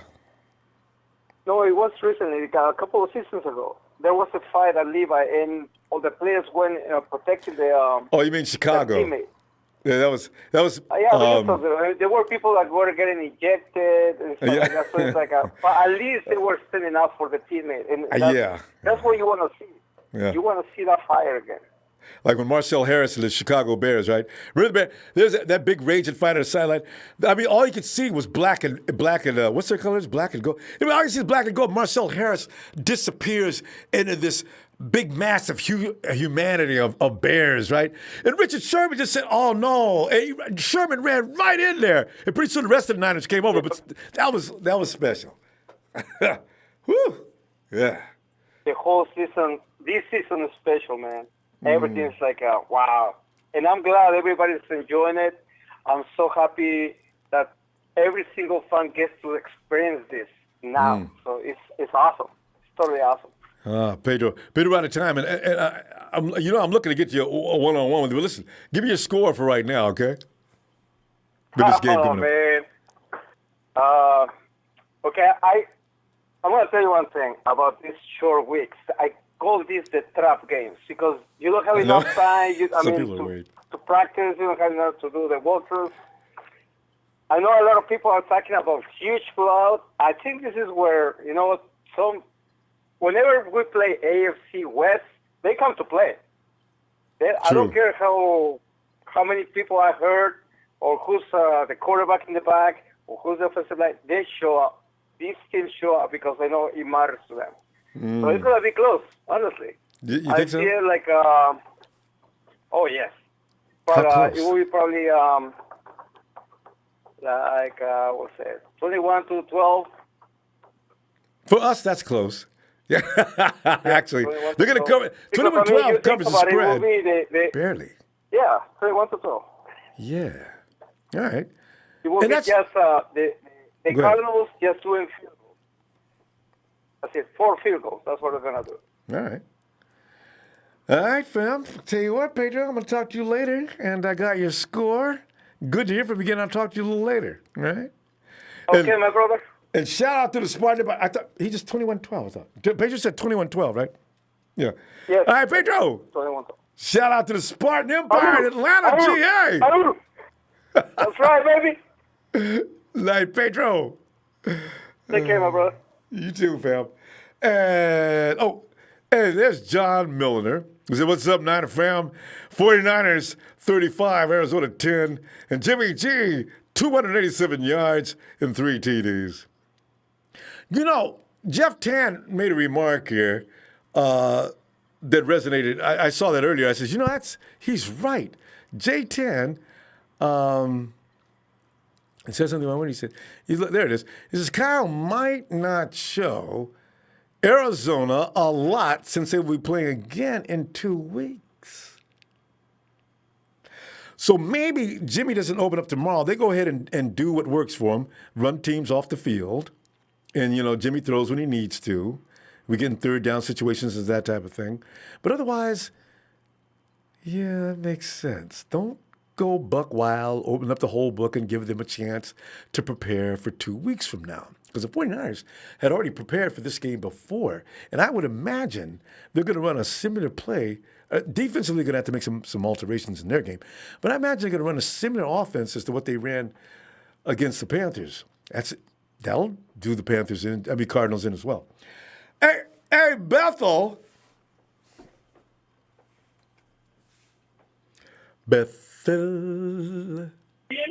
Hey, what's up, Ronbo? Bethel, man, is sitting back here contemplating tomorrow night, laughing about Sunday night or Sunday afternoon. It's just so much fun to be a 49er fan right now. It always is, but it's especially fun now. Bethel, your thoughts? Yeah, I was thinking about I check out some stats and I'm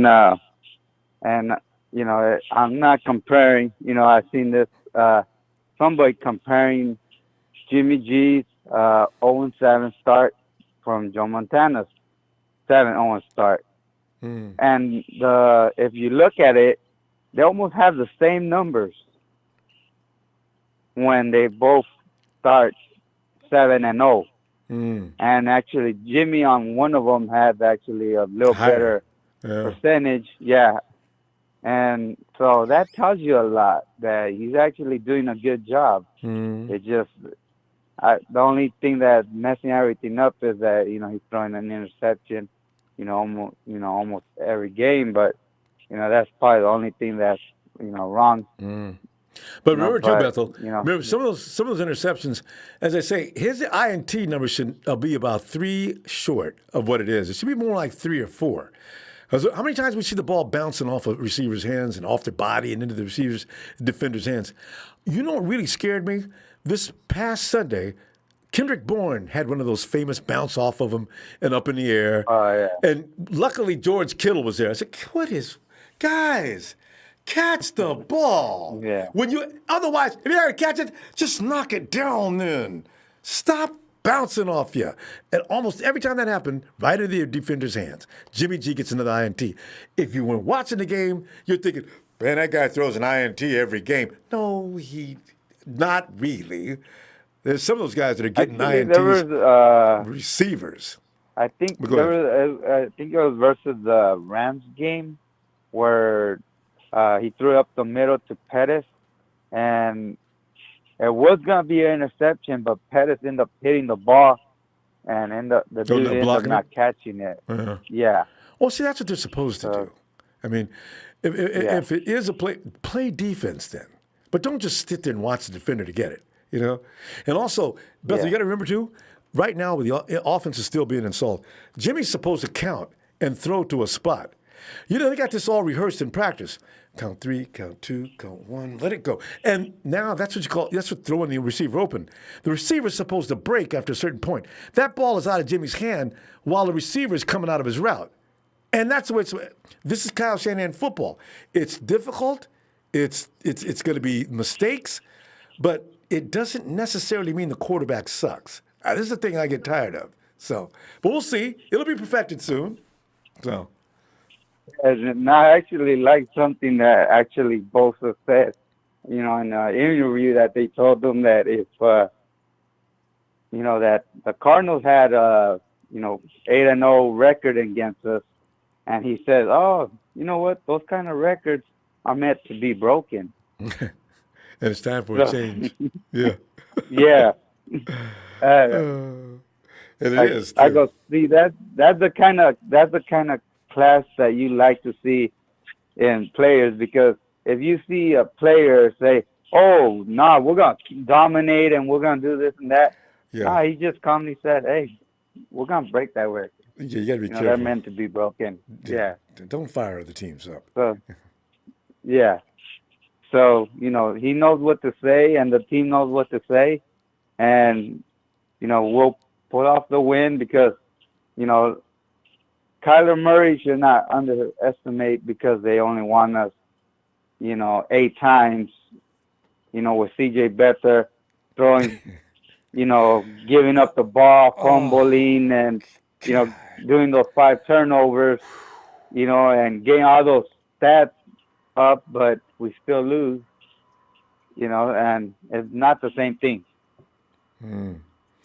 So it's going to be a different game. Yeah, that's true.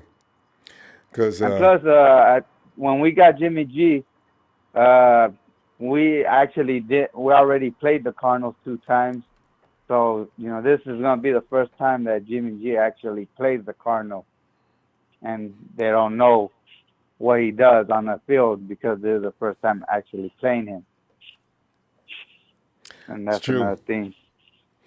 That's true. And I'm every week that goes by though, Bethel, look for Jimmy G and his receivers to get better and better. And even as we speak, they're looking better than they were, say, week 1 and week 2 when they were just, it was drop city, drop. This is why I think it's just a little ways away before that thing gets under control.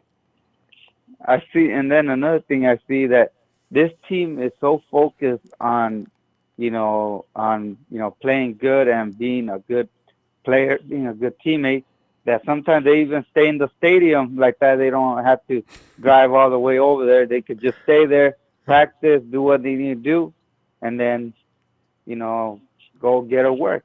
Yeah. And you don't hear a lot of teams do that. Yeah. They're real serious of, day by day or week by week. And don't forget do brick what by we brick. have to do. Yeah, brick by brick. And, do what we have to do. To get better. And they're dedicated. Yep. And they're embracing the possibility of getting to the top. And that's what I like. But we need to go, though. Let me get your score.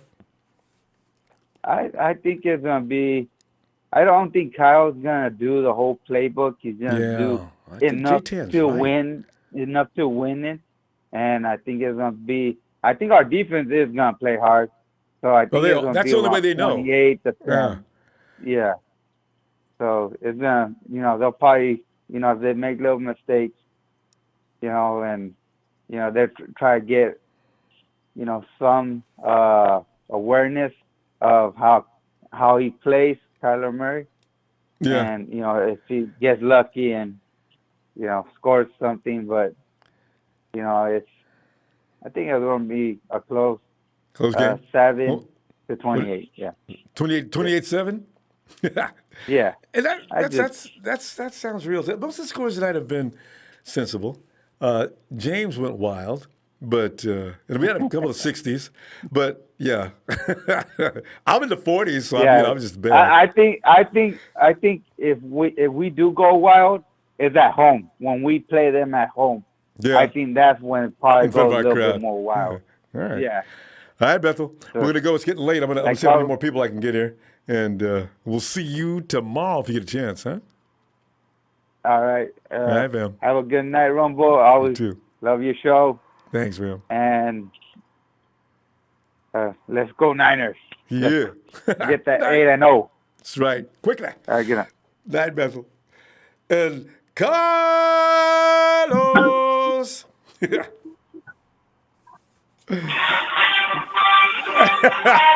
It's the Empire marching in again.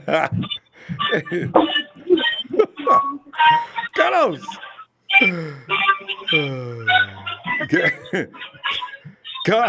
Carlos, come on in, man.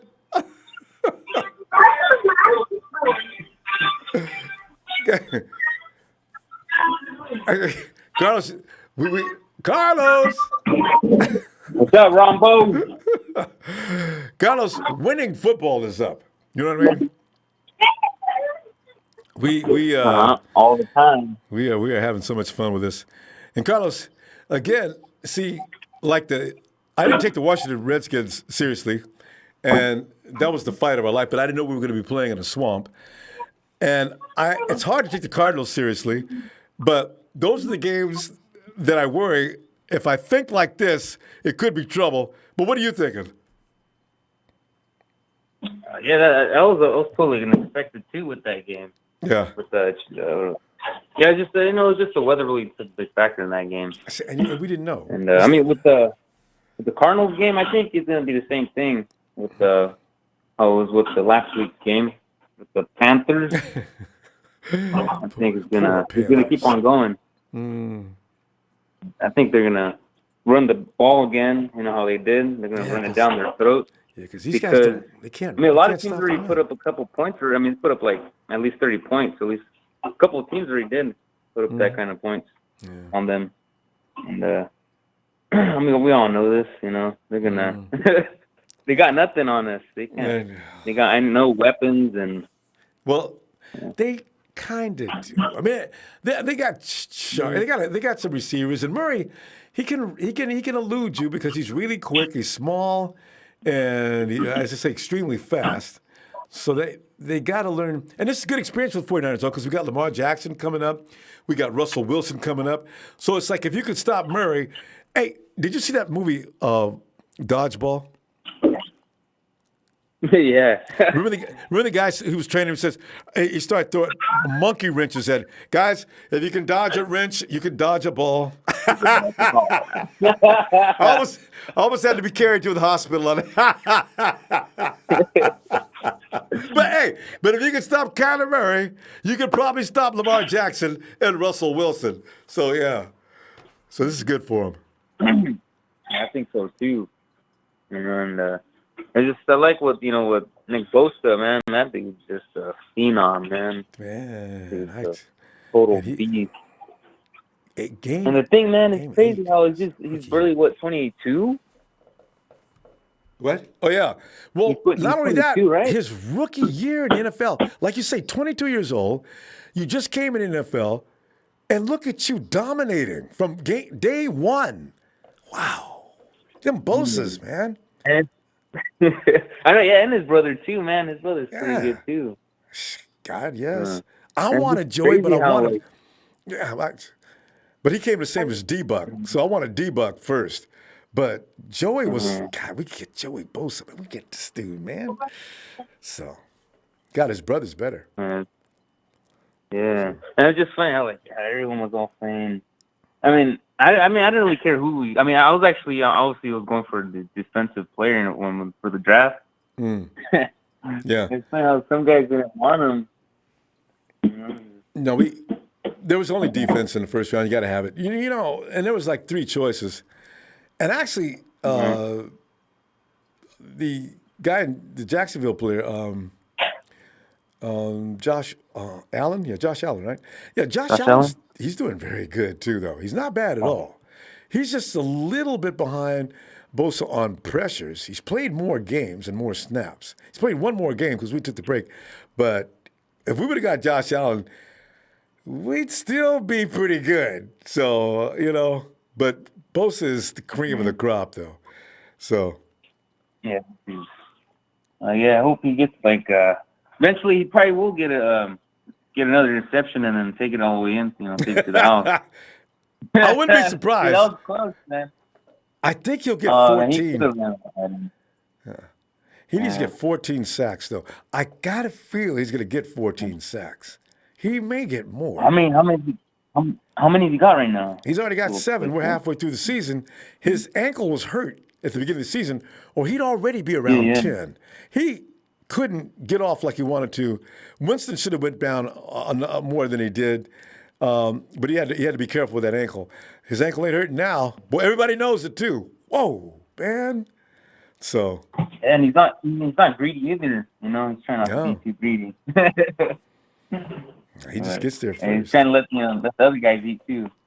And that's how a team's supposed to work. So Carlos, Carlos, let me get your score though, fam. What do you got?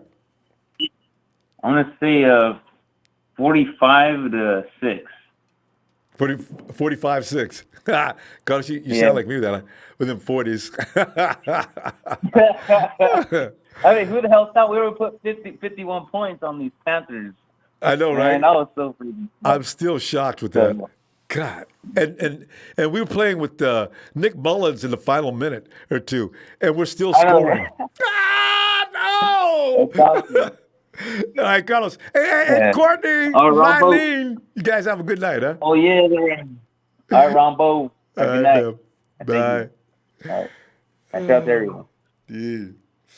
Salvador. Good morning, Sally. What's up, Ronbo? Sal. How you doing tonight? Can you hear me? Oh, man, I'm telling you, I was doing so good. Sal, what's so funny? You read about that article that said the Cardinals had talked to Nick, and they said they were going to put him at the Sam or put him at middle linebacker. And Nick says, they wanted him to. Yeah. And Nick says, I figured I'd have been successful at that as well. But this is what he does. This is Nick at his best. So the Cardinals, man, Nick came to the right place, like he said. Boy, I'm so glad, boy. But what are you thinking, Sal? You got... Well, I'm happy that they chose, their franchise quarterback. Yeah. And, they let the best player in the draft fall right into our laps, and it's going to give them nightmares tomorrow night, Ronbo, firsthand. And then guess what? They're going to be like, okay. No, this is what they're going to be thinking. They're going to be like, wow, thank God we don't have to deal with Nick Bosa anymore. Psych, in 2 weeks, guess where you're coming? Guess where you're coming? You're coming to Levi's. Don't. And he's going to eat you. Oh, man. That's going to be funny, though. You know, because, man. Tomorrow, Ronbo, I'm expecting a great performance from our team, man. We're pumped up. We're fired up. I keep telling everybody, until I see a weakness on our team and someone exposes us, I'm not going to pick us to lose, and I'm not going to doubt our team. Every week, you know, I always pick a score of like, you know, the mid 30s to like a 16 score. Because I always think we'll give up a touchdown and a couple field goals. Maybe. But you know, my team, they you know, they overperform. We allow, you know, 9 points a game, you know, 11 points a game, a couple touchdowns, like one touchdown. But you know, we're keep shutting down teams, so they're over exceeding my expectations. That's what I want to summarize. Like that's what I want to say right there. And you're right too. I'm proud of my guys, Ronbo. You know, the running game. Is it 4 games in a row we have 200 yards?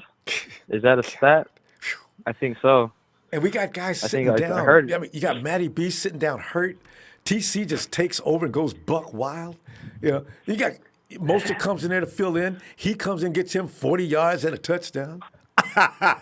This team, man. The running backs are ridiculous. Jeffrey Wilson, bring him in. He's going to get you some yards. These guys, all of them know how to run out that stretch zone. God, they're good at that. Even Moster's getting touchdowns, man. We're spreading the wealth. It's amazing. It's a great time to be a 49er running back. So this is why, Sal, that's why I say when people start crying about Jimmy Garoppolo's production, what are you crying about? Let that run game work. That's my quarterback, Ronbo. And you see his smile whenever, you know, the reporters started asking him, I think this week, you know, how do you feel, you know, taking a back seat, not shining or this and that? He's like, you saw his face? He smiled. He's like, it's great being undefeated. I know. It feels good being undefeated. Kyle's probably talking to him. You know, he needs to brush that off. But, you know, yeah, of course, you know, Jimmy, he's going to be like, I know you could do this, but look, it's going so easy for us. Why change it up? You know what I'm saying? Like, he's not asking that much of Jimmy right now, but when the time comes, Jimmy will perform and he'll get it done. And then, Ronbo, we got to consider.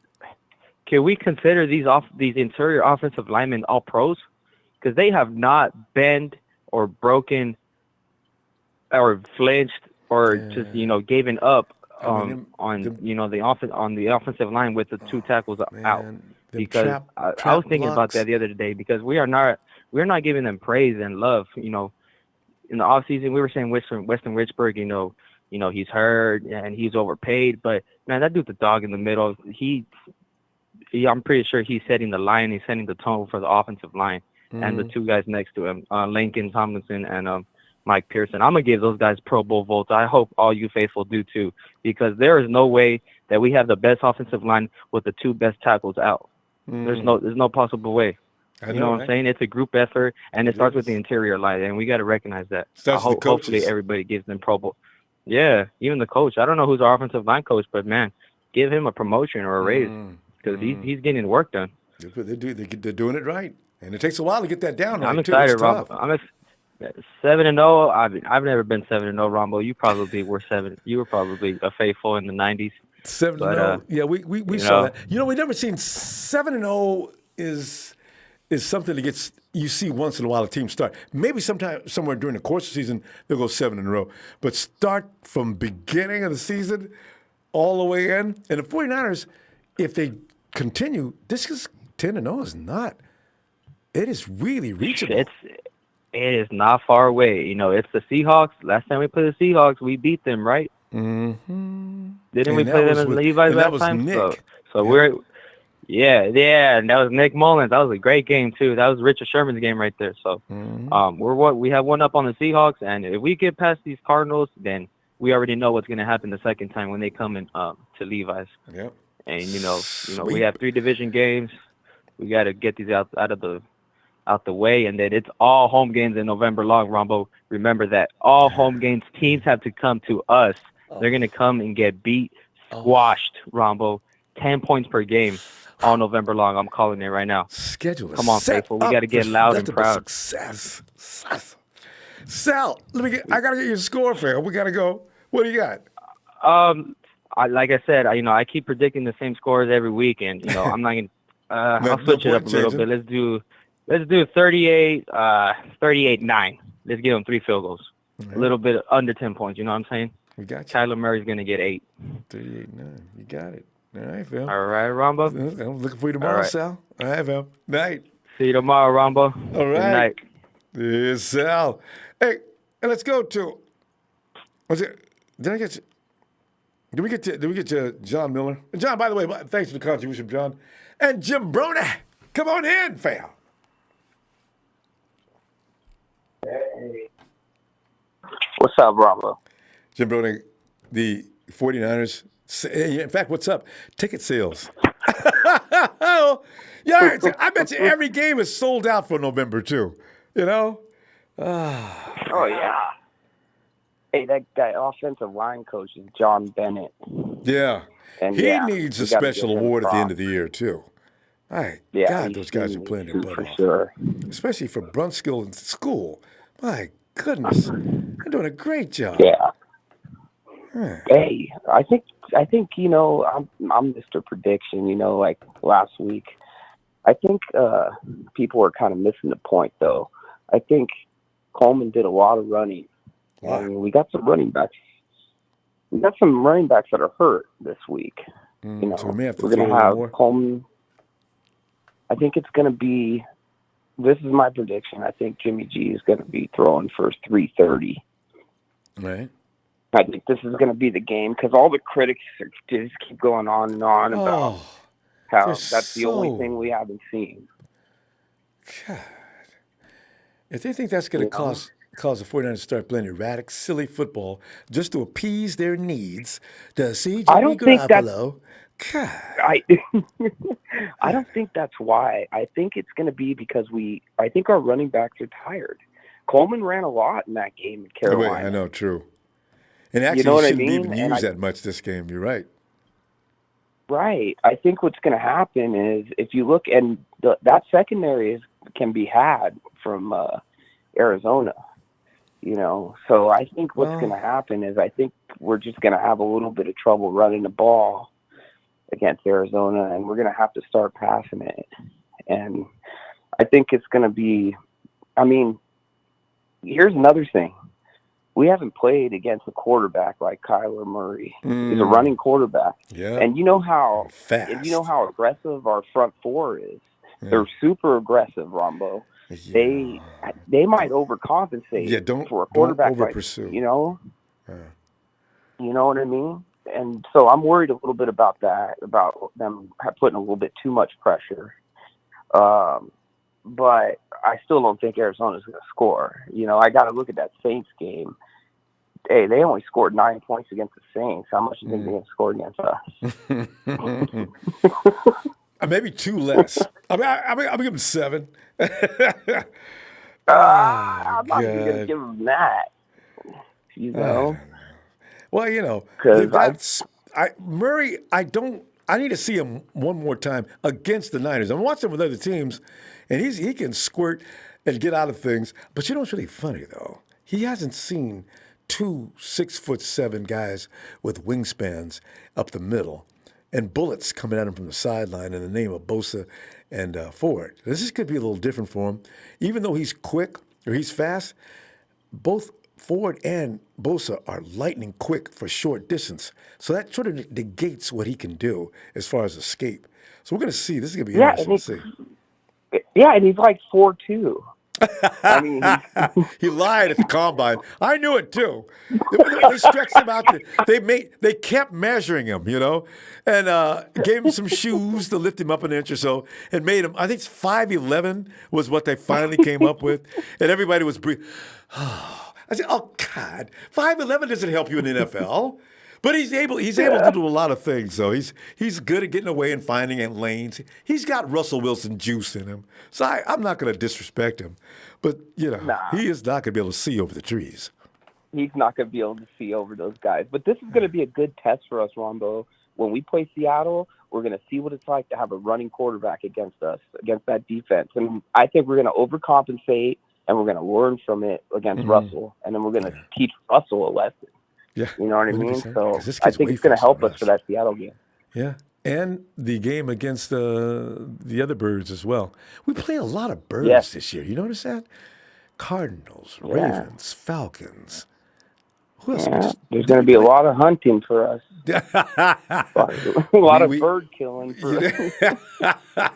Especially what do you have? You gotta have for birds. If you're gonna hunt birds, you gotta have a buckshot. And we got plenty of buckshot. Oh yeah, Seahawks. I forgot about the Hawks. So we got Hawks, Falcons, Cardinals, Ravens. Bam! Mm-hmm. Oh! We're all getting killed. Each little BB's got its name on it. Bosa, Ford. Just Defoe. And it's another one. Oh, this little big, oh, look at shot there. That's Armstead. I'm getting weird. Let me stop. That's right. Jabroni, you got to give me your score, man. What'd you say? You did give me, you said, oh, yeah. 20? I didn't give you a score. Well, I told you Jimmy G is going to pass for 330. Mm-hmm. I think the running game's going to cool off. And I think he's going to show them, them critics. I think he's going to show them all, what's up. I don't think he's going to throw an interception this game either. He's going to be clean. And I think we're going to win the game 35-0. Ooh, a shutout. Oh, another shutout. So, hey, you know where you heard it first from. You put you down. You're the only guy who called for a shutout. I figured at least a field goal or something at least. Nope. I think I gave him 6. 2 field goals, maybe. All right. I like your score better than mine anyway. I'll take it. All right, Ronbo. Take care, brother. All right, you too. I'll see you tomorrow. Have a good night. It's Jabroni. Jabroni's got a shutout. All right. And John Wilson says, what's going to be your costume tomorrow? I'm in costume now.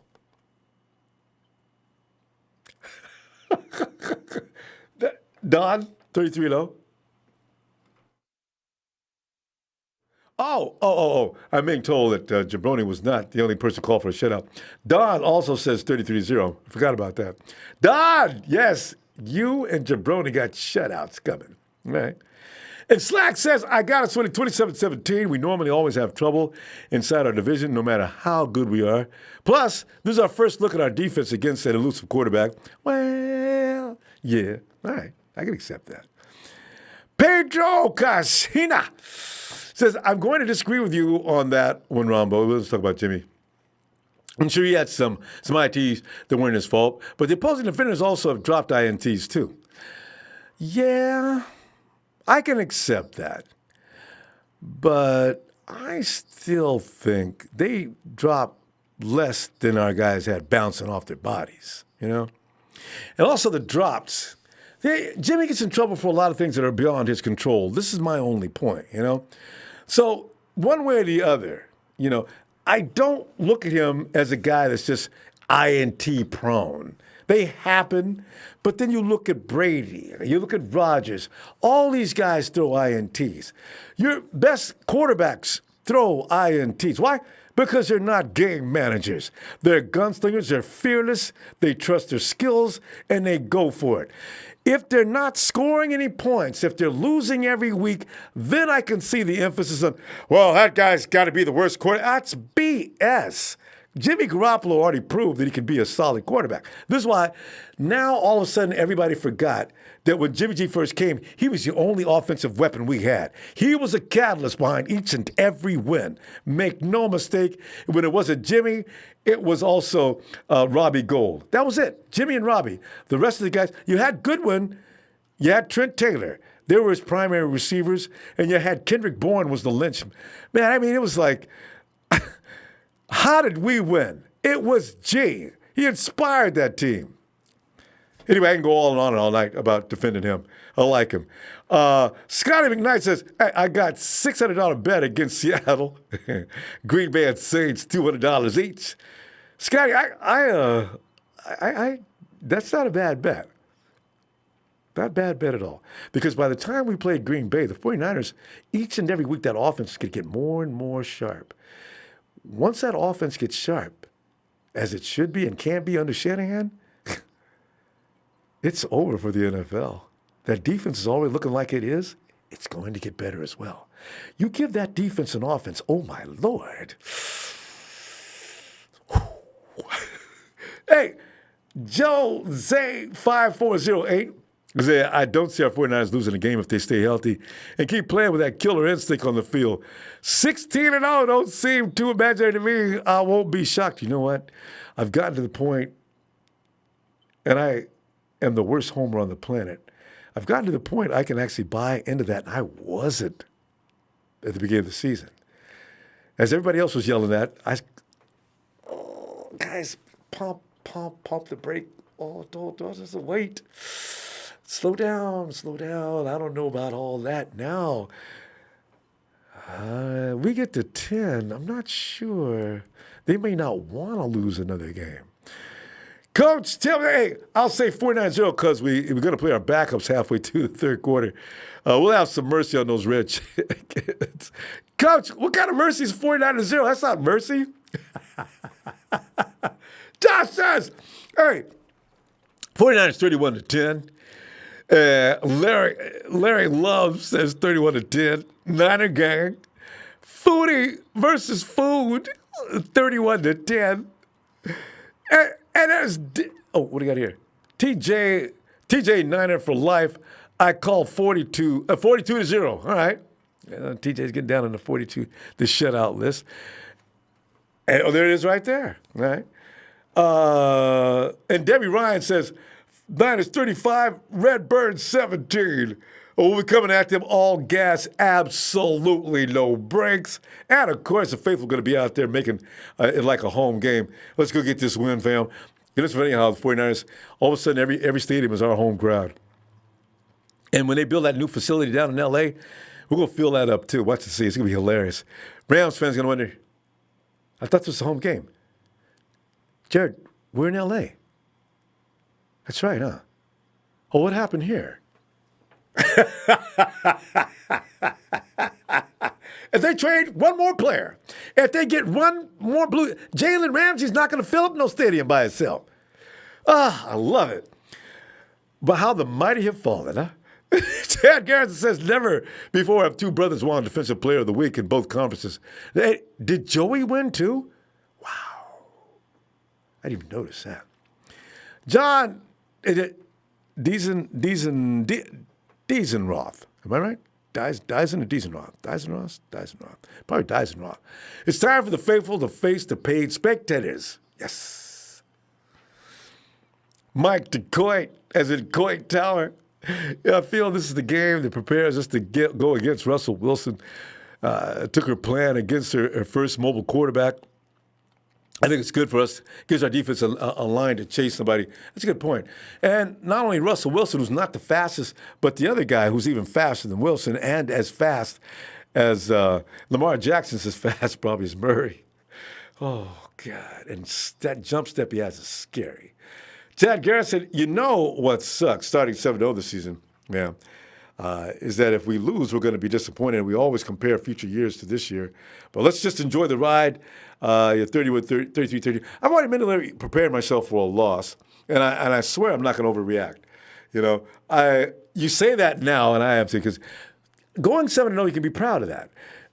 You don't need to go 16-0. You probably need to lose one anyway, just so you can learn some things. And also, it kind of boosts your mentality to lose a game. You don't like the taste. You know, you ever get hit in the mouth that minerally bloody taste in your mouth? I don't know if you, but if you have, it sort of sets off a rage if you've done it in competition. I've had it happen to me in taekwondo, and I've had it happen to me in football. The mind does something weird with that. It pisses you off. And you become vicious, you know? Hey, let me see. Hey, shout out from Bend, Oregon, and go Niners 36-6. Niners, of course. And let me see. Did I say God Soldier 52-6 Niners? I think so. God Soldier says 52-6 Niners. D'Angelo Mosley's got 34-13. And let's get down there. Yup. We give them the big goose egg. I'm going with 31-3. Alejandro Gonzalez, 49-3. Hey, if you didn't get 49, I wish I could change my score. I can't say it now. I might do it next week, though. I like that. Start calling for the score the same as a number. Leroy Phillips Sr., Niners 44-9. And we got God Soldier down here twice. It was the same guy. All right. God Soldier's got 52-6. Damn, hey, I'm a roll and get ready for tomorrow night. And hey, start practicing now so we can do it together tomorrow. Singing, ooh la la, ooh la la la la. Too early, right? Too early. Farrah, please over here to hit that like. You know I love me some like. We got this. We got this? We got this. See you tomorrow night. I'll be in your face, at your place. A Niners!